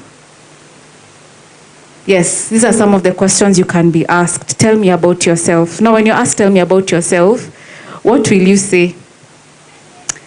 Why do you want to work here? And that assesses motivation. Yeah. And this about tell me about yourself, sometimes you'll wonder what to say. You don't have to say, I am married, I'm a sister of, I have 5 siblings, I live this. No, it's talking about your in relation to work. So you can say, I'm a graduate from NYS, and I studied this and that. And in my time at NYS, this is what I did. And before NYS, this is where I was, and this is what I did. Okay? So it helps to just break it down that way. And then you can end by saying this is the kind of opportunity you're looking for to add value to company X or Y. Then you can be asked your strengths and weaknesses. So ni muhimu kujijua, because those questions can come. Not all employers are the same. They will ask certain questions like that. Then the behavioral questions is where I was telling you those soft skill questions are asked. You'll be asked, examples of teamwork. Give me an example of when you had to problem solve. Give me an example of where you had to collaborate. Give me an example of where you had to lead a group or lead a team. So it's important to keep that in mind. And sometimes you could use this method called STAR method to answer questions, where you describe the situation, you describe the task, the action, and the result. That gives you a structured way of answering a question. So for example, you'll be asked, tell me about a time when you had to solve a complex problem. Then you say, in my time at NYS situation, in my time at NYS, we had a project that we were working on where we needed to present an electrical model. Then you say the task. In that process, I was supposed to work with 3 or 4 people to deliver this model. Action.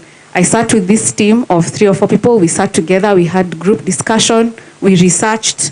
We consulted supervisors. Result. And from that whole process, we were able to design an electrical model for this and that. Does that make sense? So that's how you kind of describe a situation when you're asked a behavioral question. Then there's, of course, the technical questions. If it's a technical role, then you know how to answer it. Next slide.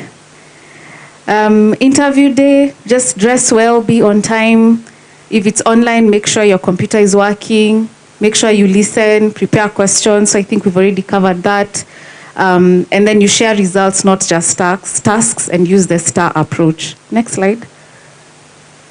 So if you get the job, say you get the job, there is what we call the work etiquette, which is where you can use the soft skills we talked about. Cindy, start with clarity, understand from your supervisor what the expectations are, to your question about how do they measure success in the role. So that's the question you'll ask them in the interview. So this is your time to tell them, even ndio watakwambia hivi ndio tuta work, hivi ndio tuna expect, this is what we need you to do, and you just do exactly that. And be organized and communicate. Sometimes you'll find, especially entry to mid-level, you'll find sometimes you get late, you've not communicated. Ata for the interview, we've gotten situations where a client is calling, hey, your candidate has not arrived. Says, oh, it's 10 minutes late. You have not communicated to us, the recruiters, you've not communicated to the client. So it's important to communicate. If you're stuck somewhere, communicate. I think that communication bit is very critical. If you're going to delay on a process, on a project, kama umepewa kazi na uta-delay, communicate mapema useme, vile nime-evaluate, I'll need 1 day, 1 extra day. But isifike the deadline, date and time, na bado you've not communicated, it will be late, you've not communicated, you need an extra day or 2. So it's important to always communicate. If there's anything you hear from me today, and that you remember, I will tell you, it's important to do what? To do what? To communicate. Next slide.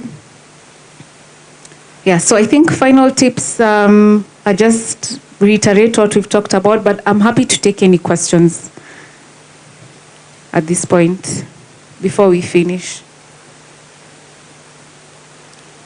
Question?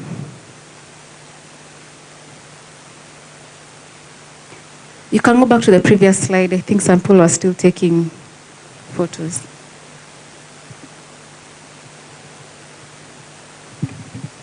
I wanted to ask, during the interview, sometimes they do ask, what is your salary expectation? So how do you answer that? Okay. It's always a tricky question, to be honest, that salary question.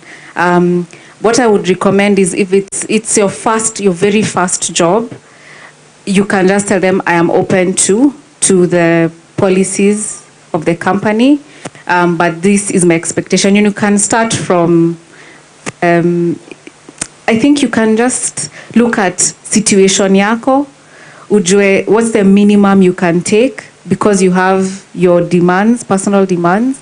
But I would start with I know the minimum wage is 15 or 16K. So you could increase that maybe to around 25 and start from there, or 30, if that's your first job. But I would recommend to say, so that usijifunge, if their budget was 40, na huko hapo umesema 20, just say I am open to your policy because this is my first job. But I would want to, if you really want to mention a figure, you can say I would want to start from this place. But because human beings are human beings, nikikwambia between 20 and 30, you'll go for? No, but if you're an employer, utalipa mtu akikwambia nataka 20 to 30, utampea gani? 20, exactly. So so I would say you're open, you can say I am open to policies of the company. Then when it comes to negotiation, when they give you an offer, you can say, I was expecting this much. Are you able to increase it to this much? But I am still, open to conversation. Any other question?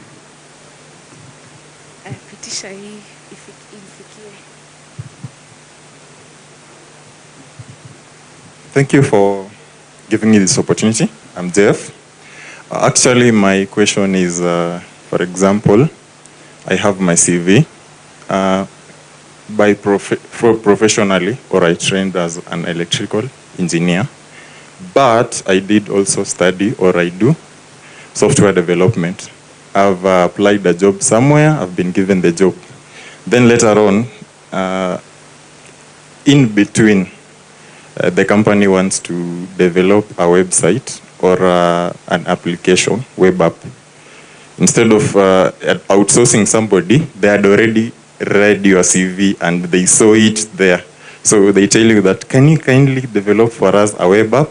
We'll talk about that. Then, out of heart, you do it. After doing it, now it has become your role. You try to negotiate with them, they don't want. How do you go around that situation?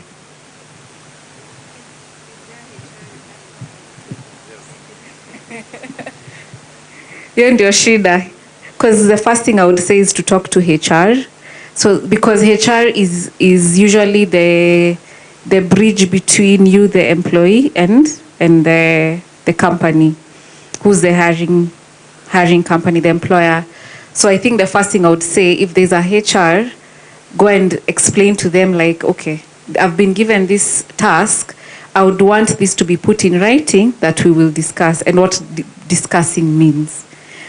So because this has already, if it happens again, then you know what to do. You can make sure it's written officially and formally, then you use that to follow up through your HR. Now, because this has already happened, and the HR is the one who's amekuingisha kwa hii quagmire, I would still suggest you go talk to them and understand what the bottleneck is, what is the issue, so that then mutaipeleka mbele pamoja, ama wewe utaipeleka mbele to the boss peke yako, but then you can ask her to even advise, because companies are different and employers are different, because employers, as I said, are what? Human beings, ndio? And people are different. So pia wewe usome employer wako, ujue, can you even have a conversation, decent conversation with him or her? If you can't, you tag along the HR room and be okay, we need to talk about this. I have two separate roles. I'm doing electrical engineering work, and I'm also doing this other work. So there needs to be compensation, or there needs to be a conversation that is happening for these duties, so that we know how we are handling it. So I would say you can't have that conversation alone. HR, because you have a HR, that's like your person to use for that. I hope that helps in some way. Any other question?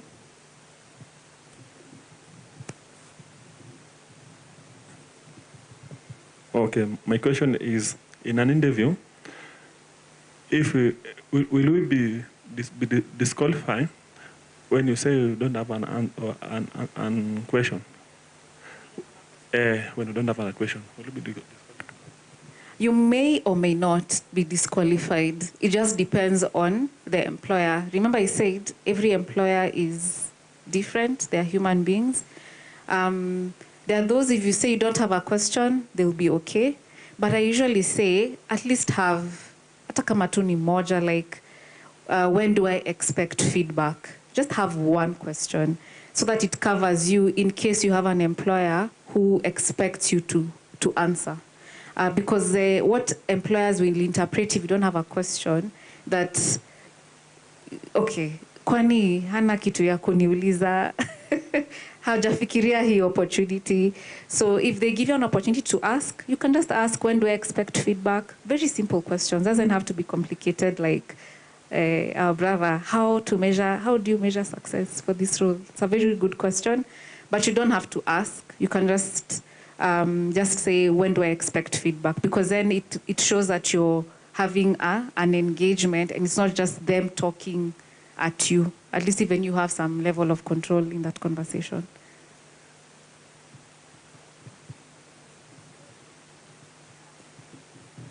Okay, my question is, how do you respond kindly to an interviewer when he asks you maybe about a question that is very difficult for you? Do you unatoroka hiyo swali, ama maybe you'll tell him to proceed with the interview so that you'll answer later, ama how do you handle that? Maybe you've been asked a question that is very, very difficult and maybe you don't have the answer at that time. Will you have an answer at the end of the interview? Itakuja. Hey, that's a... Sijawahi kusikia hiyo, but I think sometimes it's just good to be honest, and just say, I need some time to think about that. The only issue is not everyone is very forgiving. So if you feel that, if you know for sure that in the course of that conversation you'll have an answer, you could ask for some time, especially if it's a technical question. But I wonder except if it's a technical question, I wonder which questions you would need in the course of the conversation to tajibu. Because the expectation is that you're ready and prepared for that interview. So when you delay, it also communicates something different. So you could actually just say, for that, I need some time to answer it, then see what they say. But I would recommend to just try and answer it.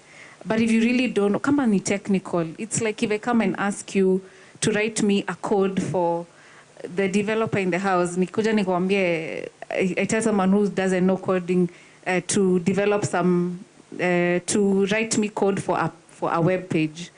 Kama ujui, hiyo hata ukifikiria for 10 days. It's so technical, you can't. Sindio? So for technical roles, if they ask you a technical question and you really don't know, just say I am not able to answer that question.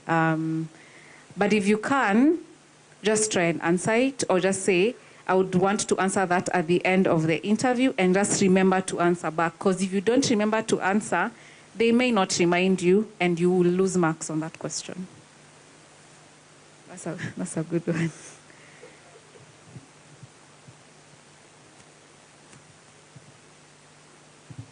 Okay, if I may ask, kuna hii swali most people huwa wanauliza ati what makes you different from the others, as maybe tumekuja interview more than 50 people, so amekuuliza hiyo swali, so tunaweza to guide on tips on that question. What makes you more like different compared to all the people they are interviewing? What I usually say is, I think I said it earlier, lazima ujijue. And I think, you remember the skills slide that I did? I don't know if we can go back there, but it's good to know your skills and know what you can offer. So you can actually just say what you actually think is something you can deliver, because that question usually throws you off because you're being compared to someone else who you don't know. So you're being compared to these people who you've never met, you don't know who they are. So I usually say, just stick to what you can do and say, this is what I can do. I am willing to learn. this is what I have done in my career. This is what I'm bringing to the table. I'm bringing, commitment. I am very diligent, and I have demonstrated it by doing this and that. And I think this role will help me grow my career, and I'm willing to grow my career. So you stick to if you start thinking about what others are saying, that will throw you off. Just stick to what you think you can do based off of what you've studied, the experiences you've had, and what you're like. Sometimes you feel like, I really just want to work. That thing that makes you want to do this particular job, just say that's what you're bringing to the table, plus your skills and your experience. Yeah.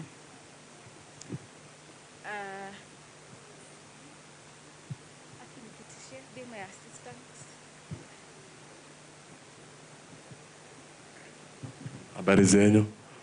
Mimi nilikuwa nauliza still on salary expectations. Hiyo ni big question. Juu tuseme vile Mr. Kiptuma alisema watu wamedeviate. Umetoka shule, maybe umefanya engineering kidogo, ukapata kazi ya security. By good luck ama bad luck, ukapata interview ingine on engineering. So unakuja unaulizwa, umefanya security for like maybe 2 years. Ukifika kwa hii kazi ingine, unaulizwa, what is your salary expectation? Utajibu aje? Then, nataka unijibu from your HR's perspective point of view. Unaulizwa hivyo, utajibu aje? Then, kuna hiyo CV yako, tuko na like 2 people ama 3 people. Ukishajibu maybe umejifinya umesema 25. Anakuuliza na 20 inaweza ama iwezi? Anakuuliza hivyo, inaweza ama iwezi? Sasa juu ya uoga unasema wewe nipate tu ngiri mbao. Yeye anakuandikia 20k hapo. Ukitoka unapata hiyo karatasi ya mtu mwingine maybe imeandikwa 30k. Itakuwaje hapo? Then swali lingine ni ile ya watu wanaajiriwa na ma agents. Unapata umeenda kutafuta job kampani fulani but iko na ma agents. So pia you're the same agent before kupelekwa kwa company anakuuliza unataka pesa ngapi. But ukiangalia kwa hiyo company maybe inalipa 40k for that job. But sasa huyu agent atakuuliza pesa, unataka pesa ngapi? Wewe pia kuna uoga, anakuambia ngiri 18, unakubali. So unaweza tusaidiaje hapo?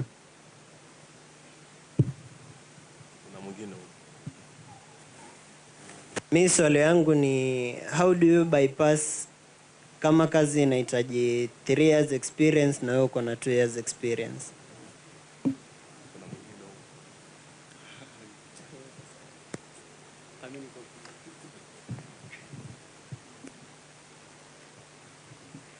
Thank you.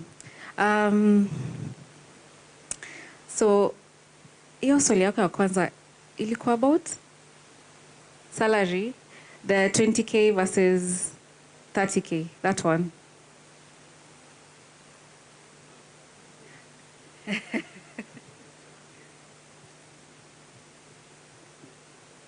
Swali nilikuwa nauliza ni vile ya kwanza umedeviate, umetoka shule umefanya engineering ukadeviate ukaenda course nyingine for 2 years ama 3 years. Baadaye unapata interview ya kazi yako. Sasa nakuuliza pesa yako unataka ngapi? Sawa. You can ask you can tell them I'm okay to earn the last salary same, or you can increase it by a certain percentage. That's what I recommend. But because wakikuliza why are you asking for the same and you've not had experience with this like technical, you can, okay, if you have had experience doing that technical, then you can have leverage to negotiate. And because technical skills you need to do to become better, the challenge you'll have is they'll be like, but this is your first job in this space. So you can negotiate and say, okay, because I was earning this much, how low can you go? Because we can meet somewhere, because I still have obligations and all that stuff.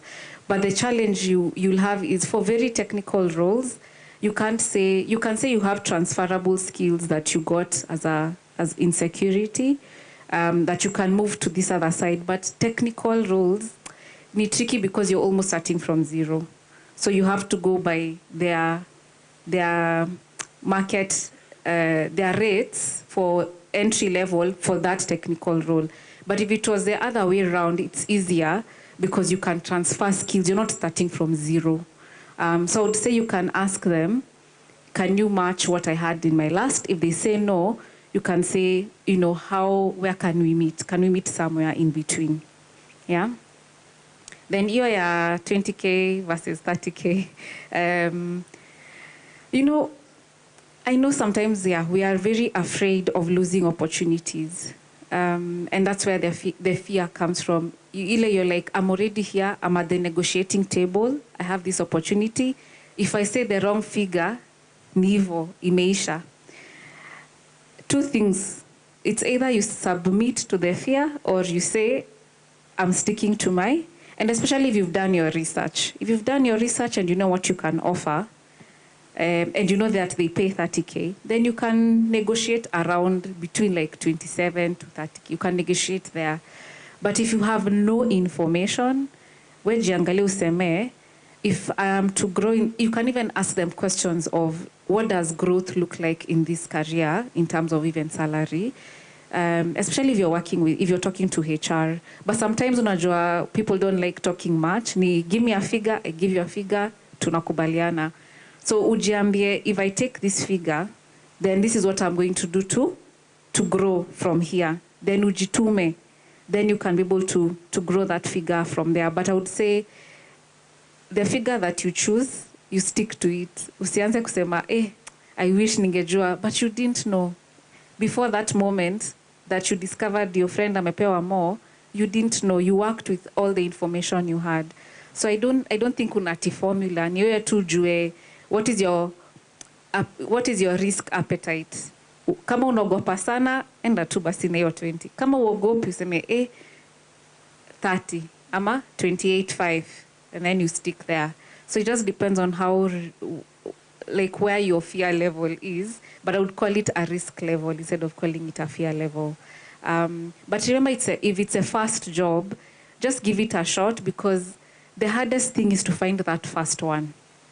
Ukishapata, then you have negotiating power, you've gotten experience, you can negotiate, you can choose, you can look for opportunities, after even 2-3 years, because you have gained the experience needed to advance your career. So from that, you don't have a job to that first one, I would say you can take the risk of even that 20K because unajua itakupropel to the next level. Then the other question, and I think that will be the last question, how do you bypass experience? I would say just apply. If it says 3 years of experience and you have 2, just apply, but make sure your 2 years umeonyesha kwa CV yako what you are doing and what your achievements are. Then it's up to them to decide if they will take, they will call you for an interview. Because huwezi change policy ya kampuni wakisema if at this level you must be 3 years experience, huwezi change, sindio? But you can still put your application forward and make sure it's a really good application, showing your skills, showing what you can do, and then now you leave it to them to decide. But there's no need to think about, okay, so how do I really say I have 3 years when you actually don't? You can't do that. Kama ni two. But then you maximize on the information you provide for that 2 years of experience in terms of the achievements you've had, the work you've done, the experience you had in the roles you've had. So I think we'll end there. I've taken a lot of questions. Feel free to go to the career booth. You'll meet some of our career coaches who can answer your additional questions. Sawa?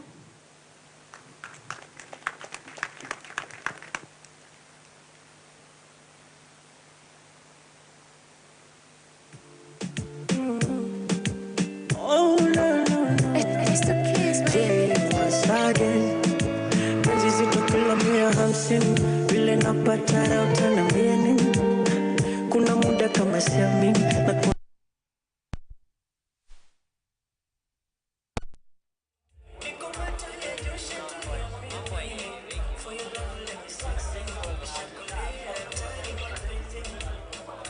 One, until, thank you very much. We're taking a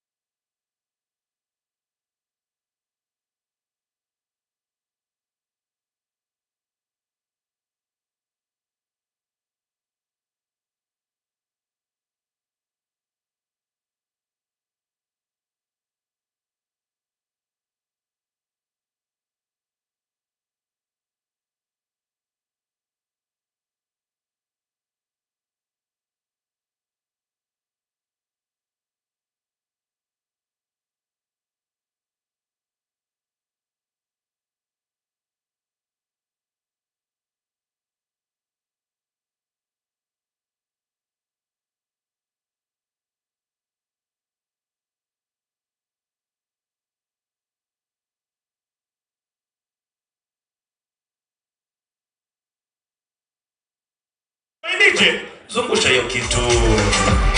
Hey!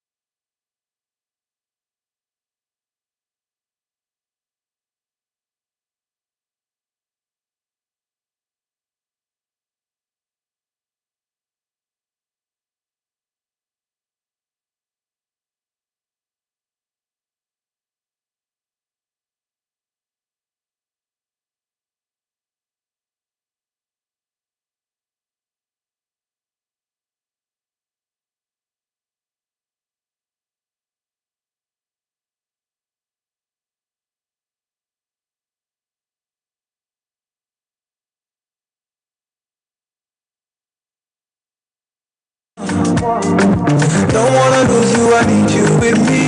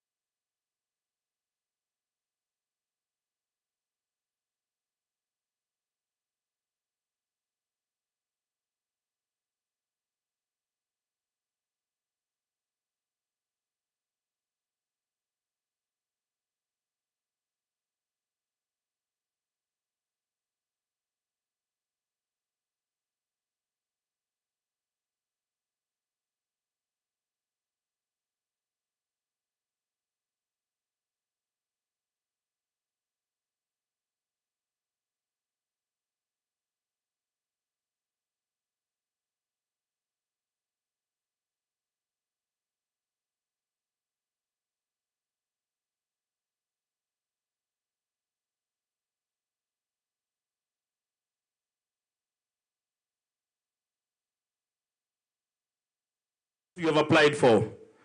Yes.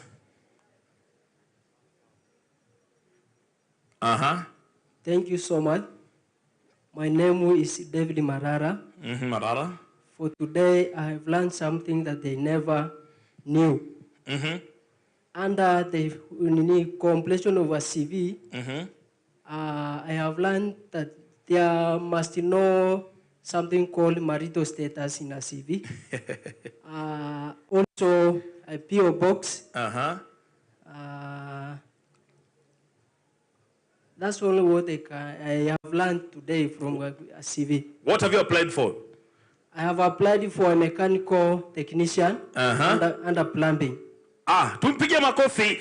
DJ mpe mziki anapokujia zawadi yake. Malala makofi yake tafadhali. Anapokujia zawadi yake tafadhali. Malala kuja mbele. Upata zawadi yake. Hey! Yes. Usiyatamani ya mwenzi, kazi ni kazi. Mpigeni makofi tafadhali. He's so confident enough. Paka juu pigo picha. Yes. Asante sana. What a great man, I'm telling you. What a great man. Asante sana. You can have your seat. Thank you DJ, thank you DJ, thank you DJ. The next person, ainua mkono tafadhali. Na akuwe mwanadada tafadhali. Mikono ni mingi huko mtu wangu wa microphone. Kwani ulienda wapi wewe? Yes. Hi. Yes. My name is Marion. Marion who? Marion Dumia. Yes, Marion Dumia. I'm a teacher by profession. Yes. And I've learned a lot here. Uh-huh. And I'll be able to interact better with my colleagues at work. Uh-huh. And also I'll be able to interact with my learners as I give them quality education and try to enlighten them better in education. Umesema unaitwa nani? Marion Dumia. Marion Dumia. Wewe ni mwalimu. Yeah. Umejifunza soft skills. Yes. And have you applied for something today? Yes, I've applied for the German trips. Yes. And I will be enrolling for the German language. Wow. Tupigie makofi Marion tafadhali. Marion kuja zawadi yako mbio mbaya hapa. DJ mpe mziki anapokuja. Asante. Upaka studio. Chagua mwingine. Inua mkono. Ukibahatika unapata zawadi. Marion tafadhali harakisha, hatuna muda kabisa. Na iPhone 17. I'm telling you. Aha.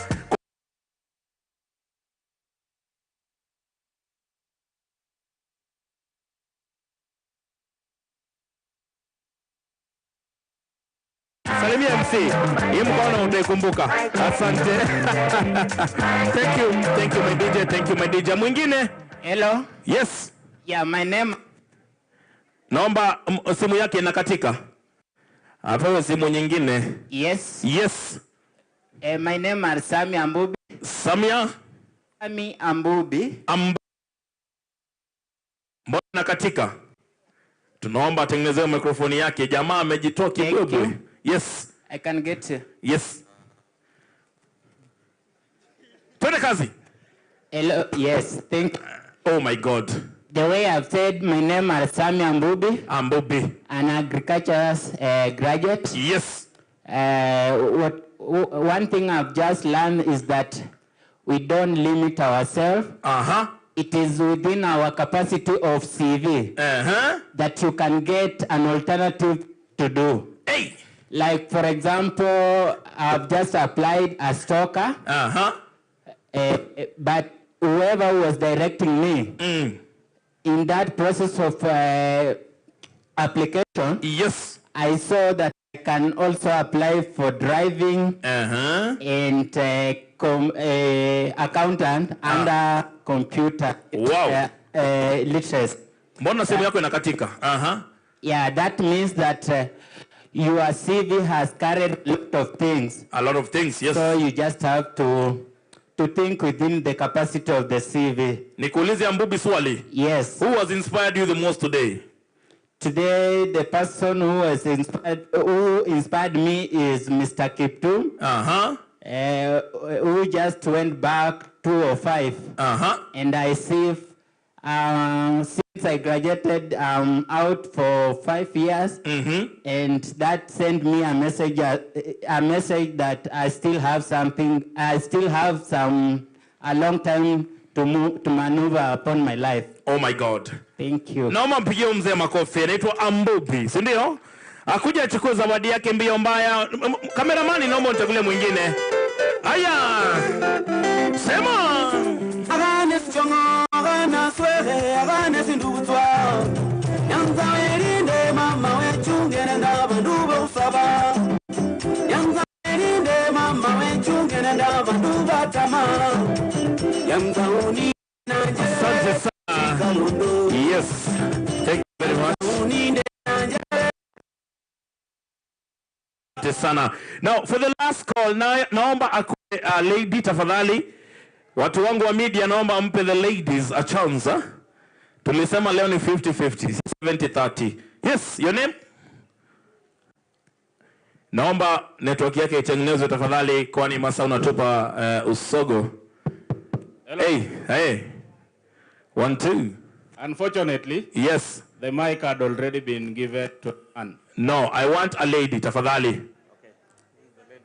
There's a lady here. Wewe umekaa tu huko. Kuna msichana hapa hivi tafadhali. Hiyo microphone ikuje huku. Microphone ikuje huku. Huko mmeshinda sana. Nataka ikuje huku pia. Ai. Wacha tupe jamaa wa microphone muda atembee kidogo. DJ nipe kitu anapotembea. Yes. Thank you. Cheza mziki DJ.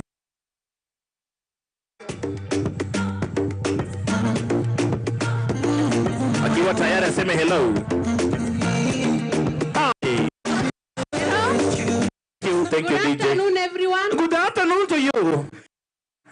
Amen. Okay, I'm Beatrice Chieng. Because I've learned a lot. And to be specific, yes, one of our, let me say, she has motivated me. Yes. The one who was, I forgot her name, the lady who was seated at the last seat. Blue. Yes. And Josephine, yes. Kangeve. Josephine has made me learn that you should not tie yourself on one area. For example, she was saying that she was a lawyer and today she is an HR. That means that if something is not working, you can go to the next thing that is best for you. Another thing that I've learned is that, like, for example, my CV was not ATS compliant. But now I'm coming out of this place knowing that this CV is not good. The other one, I should do it in another way that it becomes better. So that I can compete with the other people outside. They will not defeat us. Semeko tena. Unasema unaitwa nani? Hey, unaitwa nani? I'm a Chieng Beatrice Achieng. Chieng Beatrice bwana, pigana Chieng makofi. Wewe DJ mpe muziki anapokuja. Hey, ndio tuko zawadi yako Chieng Beatrice. Want to see you smiling, girl, can't you see? Akia nani? Sherry. Hey. Mama, baby. Tupige makofi tafadhali. Asante, asante. Thank you DJ. Thank you DJ. Nishikie hapa tafadhali kijana yangu. Kijana la mfanya kazi ya sulubu sana huyu. Asante. Now there's a guy here, it's called Evans Kipchumba. Tunaomba ukuje document zako. Umepoteza documentation yako Evans Kipchumba. Tunaomba ukuje. Asante. Kijana yangu hapa takuja kwako pia. You're doing a good job, young boy. Now, I'm going to call upon two employers to give us their side view of the story. They've been here today. They've supported us in every way. Ninaomba tu nipe jina zao. DJ, nipe mziki as I look for their names. The ones who've been chosen. Alafu in style. Want to see you smiling, girl, can't you see?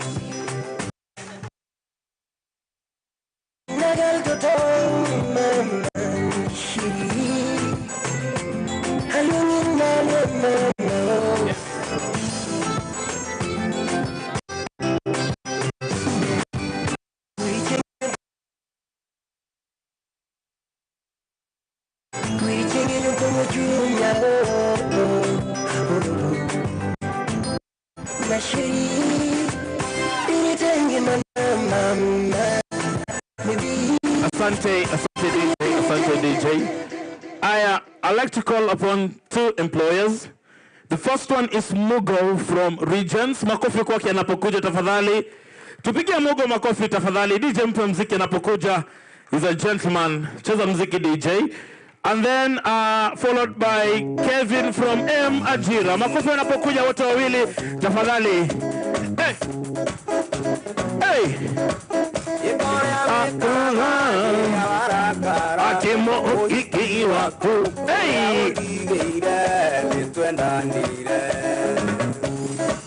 Wewe dance bwana. Hey. Hey. Really? Asante DJ, asante DJ. Huyu MC bwana. Huyu anafaa ongezewe kitu.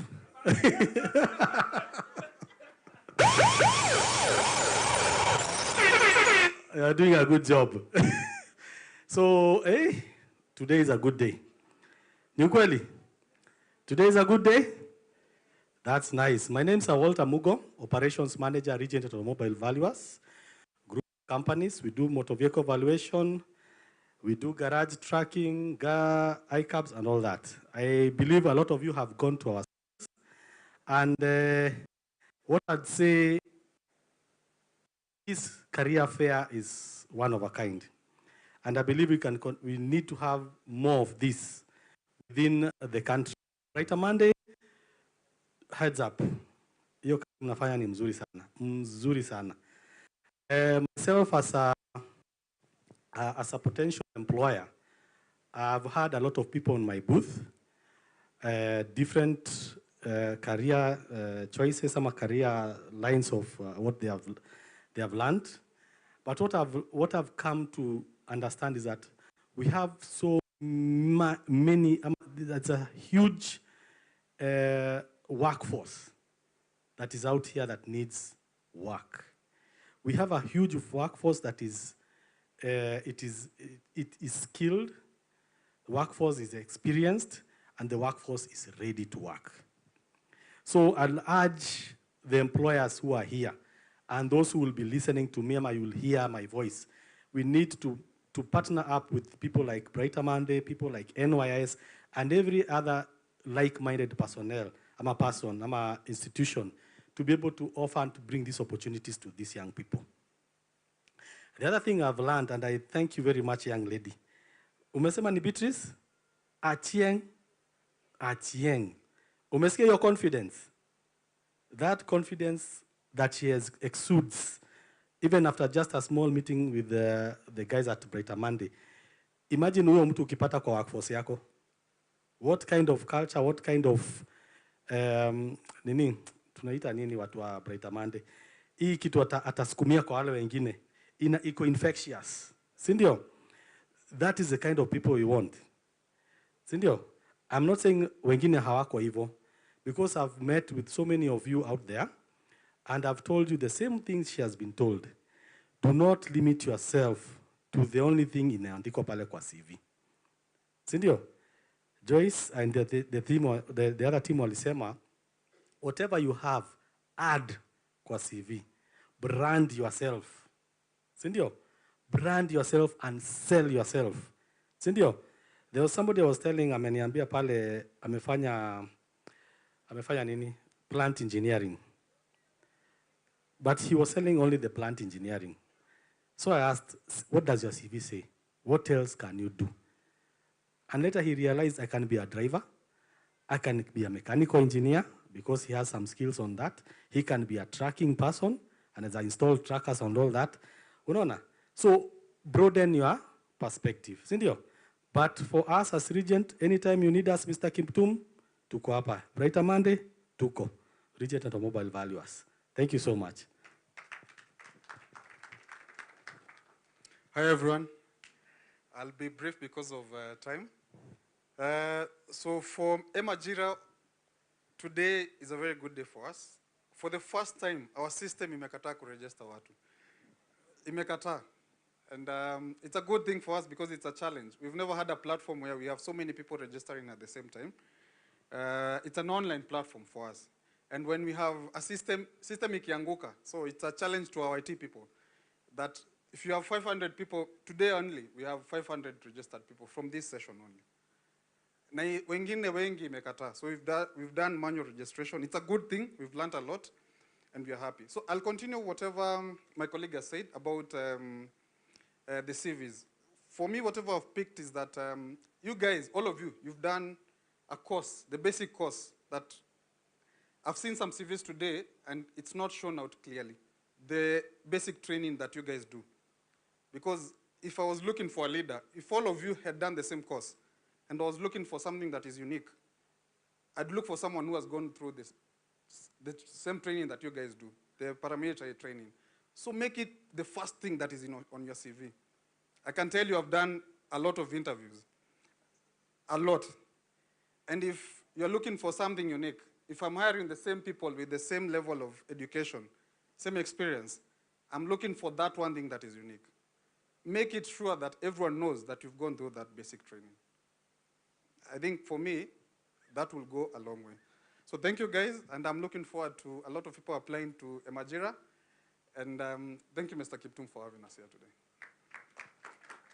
Asante, tumpigie makofi mazito tafadhali. Yes, the last employer of the day to give us her thoughts on the same is none other than Susan from Dawa Life Science. Tumpigie makofi anapokuja tafadhali.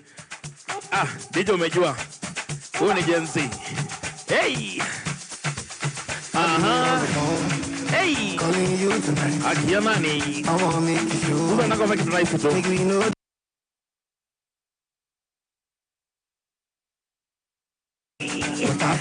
When are you? But I'll be alright.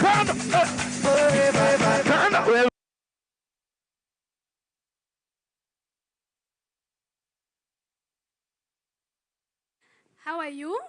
How has been the experience? Mko na skills. Ebu semeni we? Hawa watu. We've gotten a lot. We've gotten to a point where we are out of words. Like we don't know who to pick. We don't know how to proceed. We don't even know how many CVs we've carried. But the experience has been good. Hawa watu wamesoma. They have skills. They have what is required technically. But anyone mwenye amekuja kwa booth yangu, and I have kept on insisting, she's one of them, so she knows. Ukikuja kuniongelesha nilikuwa nakwambia soft skills. Sawa sawa. Because these people have the technical skills. That one they have for sure. Everyone who is here technically, okay. But now, if you are coming to approach me as a recruiter, mimi sikujui na hunijui, right? So you need to start with the rapport. You need to introduce yourself. You need to tell me, we are Africans, and Africa is our business. So you need to tell me, my name is so-and-so. This is what I did in school. Ndio nikuelewe, sindio? You don't come and tell me, huku mko na nini? You see, ushaharibu mood. Huku mnafanya nini? There's a guy who asked me, ati, what is happening here? Na nikamwambia, I can see some bats over there. That is what is happening. So you need to create that rapport. The soft skills, please work on that. I know a lot of training has been done. I'm just here to emphasize the soft skills. Sawa sawa. Those people make sure the impression, even how you know, the body language, maintaining eye contact, confidence, and tell us what you have. Sawa sawa. Otherwise, so thank you so much, Brita Mandi, for, inviting us here today. It has made, our work easier. We were looking for so many, with our team earlier, last week, by the way, and we were looking for business development associates. And within like 2 days, they had sent us like 3 profiles. And they are so good. We are even wondering who to offer the position. So thank you so much. I think this is something that you're also opening doors for young people. You know, initially it was, we unajua nani? Your uncle anafanya wapi? But now this platform is giving these young people an opportunity to, to access. It is a link between school. Sasa mukigraduate, where are you going? So this is a very good program. And from Dawa Life Sciences and the team and the management, just receive our appreciation. We are very happy. And we are looking forward to having such and more such platforms. Sawa sawa. Asanteni sana. Tumpigie makofi mazito tafadhali. That was a very good answer. So if you're the one, please improve on that, okay? Now, at this juncture, I'd like to welcome a very special lady. She's a very good team leader. Ladies and gentlemen, help me welcome the program leader for Bright Monday, Kenya, Sylvia Mbabu. Makofi kwake anapokuja tafadhali. Hey!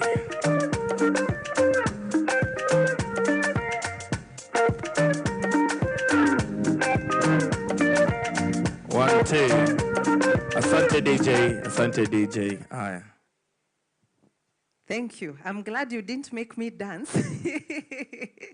Ndio nisijiaibishe. Tuko sawa? Tuko sawa? Tuko sawa? Tuko sawa?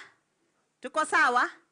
Okay. So I don't want to take much time. Najua kuna watu walitolewa kwa booth wakipewa mawaidha na wanataka kurudi. We've not closed. I know people are still continuing. Ni kwa sababu tulikuwa tunataka kumaliza hii session kabla kila mtu ajaenda. Najua pia there are people we need to energize so people can get something small before they leave also to get ka energy kakurudi nyumbani. But we really want to thank everyone who turned up. Kama ulifika leo, you took an initiative, ukajituma. Tuliambiwa tujitume, si ndio? Tuliambiwa tujitume. This was the beginning of kujituma. The fact that you decided today, I will turn up at NYS, hapa Thika Road, nikuje, nijue nini naendelea, what can I do for myself, what do I need to improve on, what are the strengths I have that these employers are looking for, they can benefit from in terms of my talent. But this would also not have been successful kama hakukuwa na watu wa kuwapokea. Our employers who are here today, who are identifying the different skills. And we know we also have people who maybe ile area yenye ame specialize in, there was no employer maybe looking for someone today from that skill area. So outside the tuliambiwa, yes, we think outside the box, true, but opportunities still exist. Tukasema twende pale Brighter Monday, make sure you have a profile online. Whatever areas you are in, unaingia kwa zile sectors. Every day, we have new jobs coming in. Every day, let's have that opportunity to do that. 2, kama ulipitia pale kwa soft skills, jina lako limebaki pale. It means uko kwa database ya Genkazi. So whenever we have roles, zenye zinaambatana na either qualification yako, ama zile skills ulisema uko nazo, then ujue pia wewe utatafutwa. Yeah, we've had someone received 3 candidate profiles. Walikuwa natafuta mtu. That's how we are getting. Employer kituambia, oh, natafuta watu fulani, tunaingia kwa ile database, tunaangalia nani yako pale, and we make sure we send their profiles, or we send the job, you apply directly, depending on what the employer wants. So kazi ya kujituma haijaisha leo, na haijaisha kama hujapatana na employer mwenye anatafuta that specific skill you are looking for. This was just to prepare us to know what the process usually looks like. Ndio tujipange, tukienda nyumbani. And finally, even as we are grateful to the employers, we also have our host today, the National Youth Service, who again, if they had not opened their doors to us, this would not have been possible. They have given us an opportunity to know the good things that happen behind the walls. Zenye tunapitanga tukipita kwa barabara.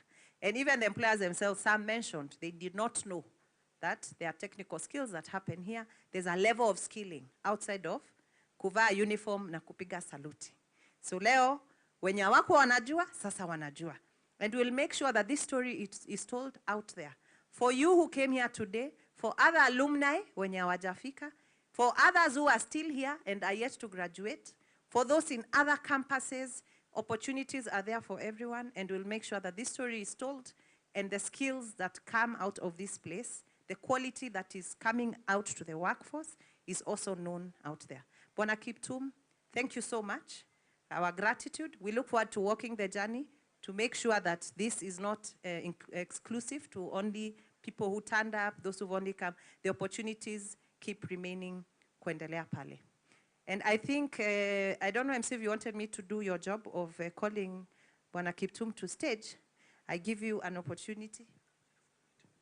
Tafadhali kama unaitwa Malinda Dorcas, Malinda Martha, certificate yako iko hapa mbele. Asante. All right, usiache documents zako tafadhali, tuzisiache. Okay? So I will invite our senior superintendent, Bwana Samson Kiptum. Leo najua umeitwa titles mingi, zingine zimekushusha cheo, zingine utatusamehe. We are civilians, we don't understand how these things work. We are just saying the name that comes to mind, but we know it is Senior Superintendent Bwana Samson Kiptum. Karibu sana, makofi kwake.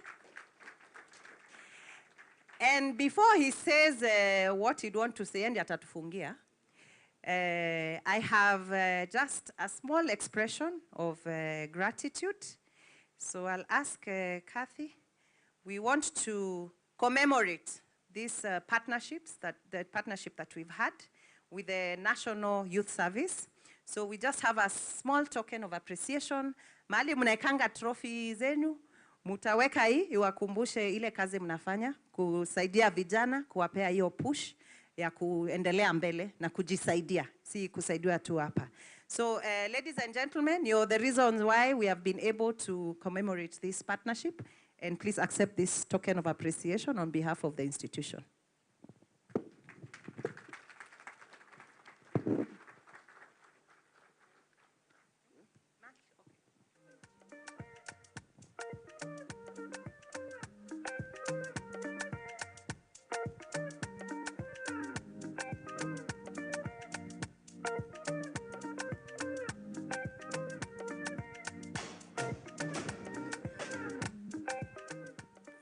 Thank you so much, Madam Sylvia. Really, how do I express what I'm feeling? I'm emotional a bit because when I see that this event has come to conclusion, I'm really tongue-tied because we never saw the 3,000 of you who came today. And that is not actually what makes me emotional. What makes me emotional is that I saw many employers here who are very keen to recruit from our graduates and alumni. I will credit this to God. I will credit this to God. This is not us doing it, it's God's time. And He's conspiring in a very nice way that this time round He has visited NYS, and we have seen God doing marvelous things for you people. When you are able to get employment, you are able to get employed without knowing anyone, without saying, nataka chai, you should know that this is God's appointed time. As NYS, and I know my boss is so happy with you, Brighter Monday, the employment liaison office, he wanted us to see how our product is going to be appreciated in the labor market. And in my small ways, when I was an OC in Mombasa, I never imagined that God still would really pour something in my heart to serve you people. But even if when we are serving you wholeheartedly, shockingly, humans would still want to put us down. There are moments I've suffered from your comments. One was so deep into my heart, and it's on Facebook. That person wrote, Kiptum is very corrupt. Why should we get trained by Brighter Monday? Or why should Brighter Monday bring employers? Why don't you just allow us to go through to employers without learning soft skills? I wondered, really, if that is how we reason, you are pulling us down. Because why did we invite Brighter Monday? You must be asking yourself that question. You people have skills, Madam has said. Technical skills, you are good.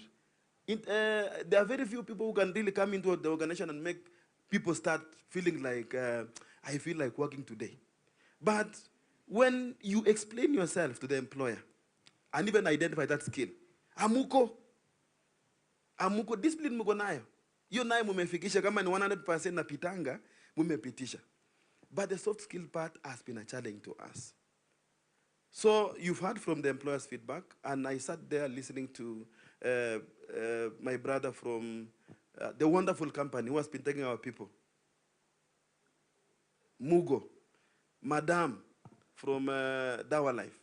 They are giving us feedback. We usually wait for maybe after you have sent our CVs, they tell us we were able to take this number of people, but your people are like this. So the feedback we get is going to assist us now. So when we give you feedback, our graduates, our alumni, take it serious.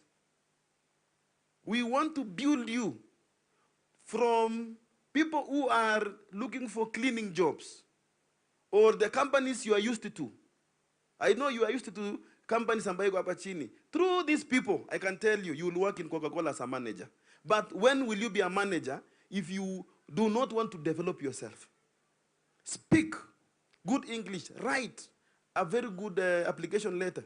Your CV should be calling for you. How many interviews have been invited? If you have been invited one in a year, your CV is the one that is making you not to be invited. Your CV should be every day. An employer is calling you, even if you are employed. So we want to see all of you having decent employment opportunities, but go back as ambassadors. Today you have heard what you've seen. You've interacted with an employer.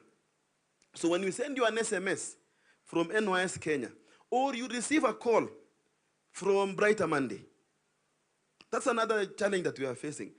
When somebody calls you from Brighter Monday, for example, 020, you look at the number, and then you say, okay, let me pick.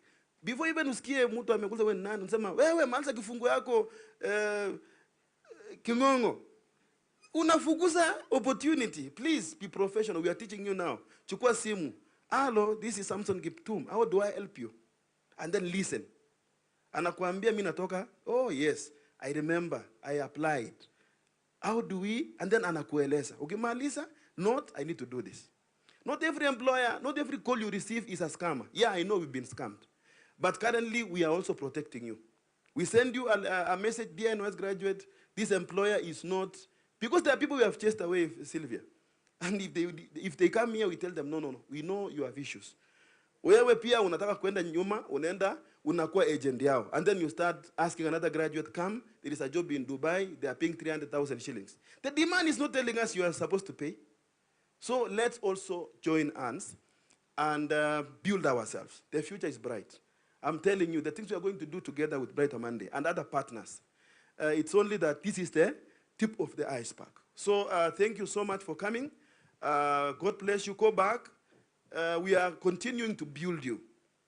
You have done the in-person soft skills today. We are continuing. So when we send you an SMS, I know there's people who have around 10 SMSs from NYS Kenya. When you get that one, send it to your koi. So mukona makoi.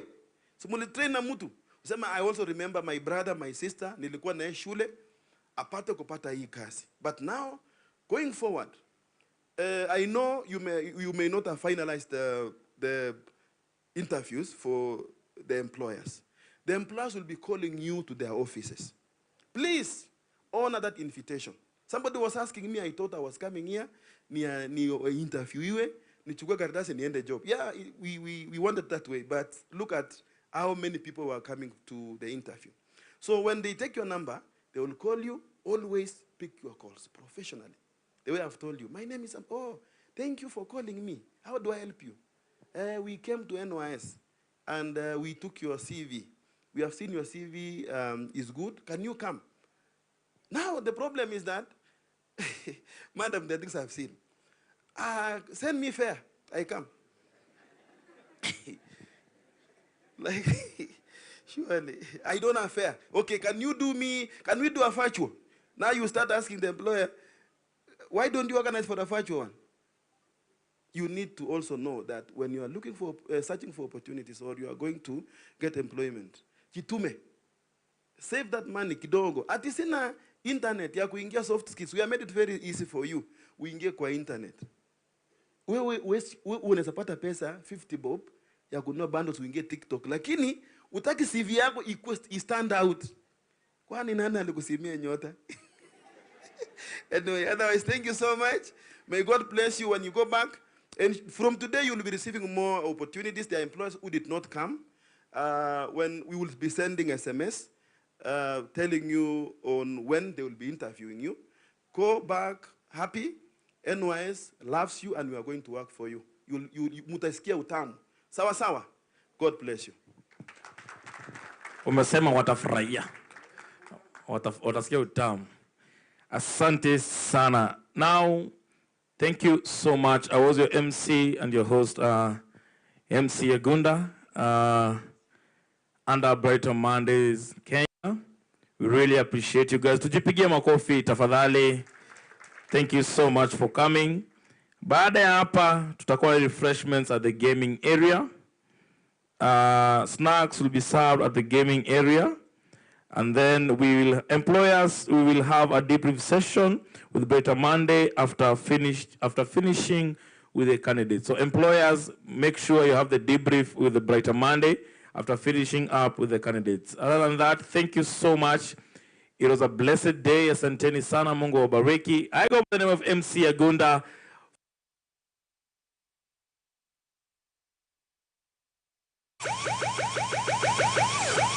We were supported by a very able team led by Dan Palevonyo. Tupige Dan makofi pale kwa live stream. Tupige DJ wetu DJ Ike makofi tafadhali.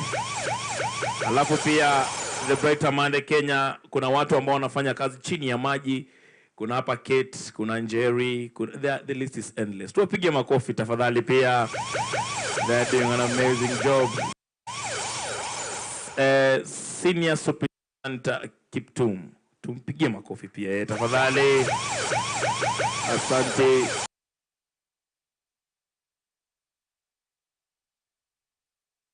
Makofi pia. Asante sana. From me to you, as an employer myself, I employ DJs and sound engineers. I'll tell you one secret. As you're employed, add value. Don't be a stagnant value. Add value. Usikuwa mtutu kila siku na mkwanga 8 to 5 uko home. You don't add value, there's no money you're going to get. But when you add value, at a post inapanda. Fish out yourself from the rest. Useme junania fanyangi, ata misitafanya. Nania kifanya nitaifanya. Fish out yourself from the rest. Asanteni sana. Sitaki kutoka hii stage lakini inabidi nitoke. Thank you very much. See you on the next one. My DJ, zungusha kitu.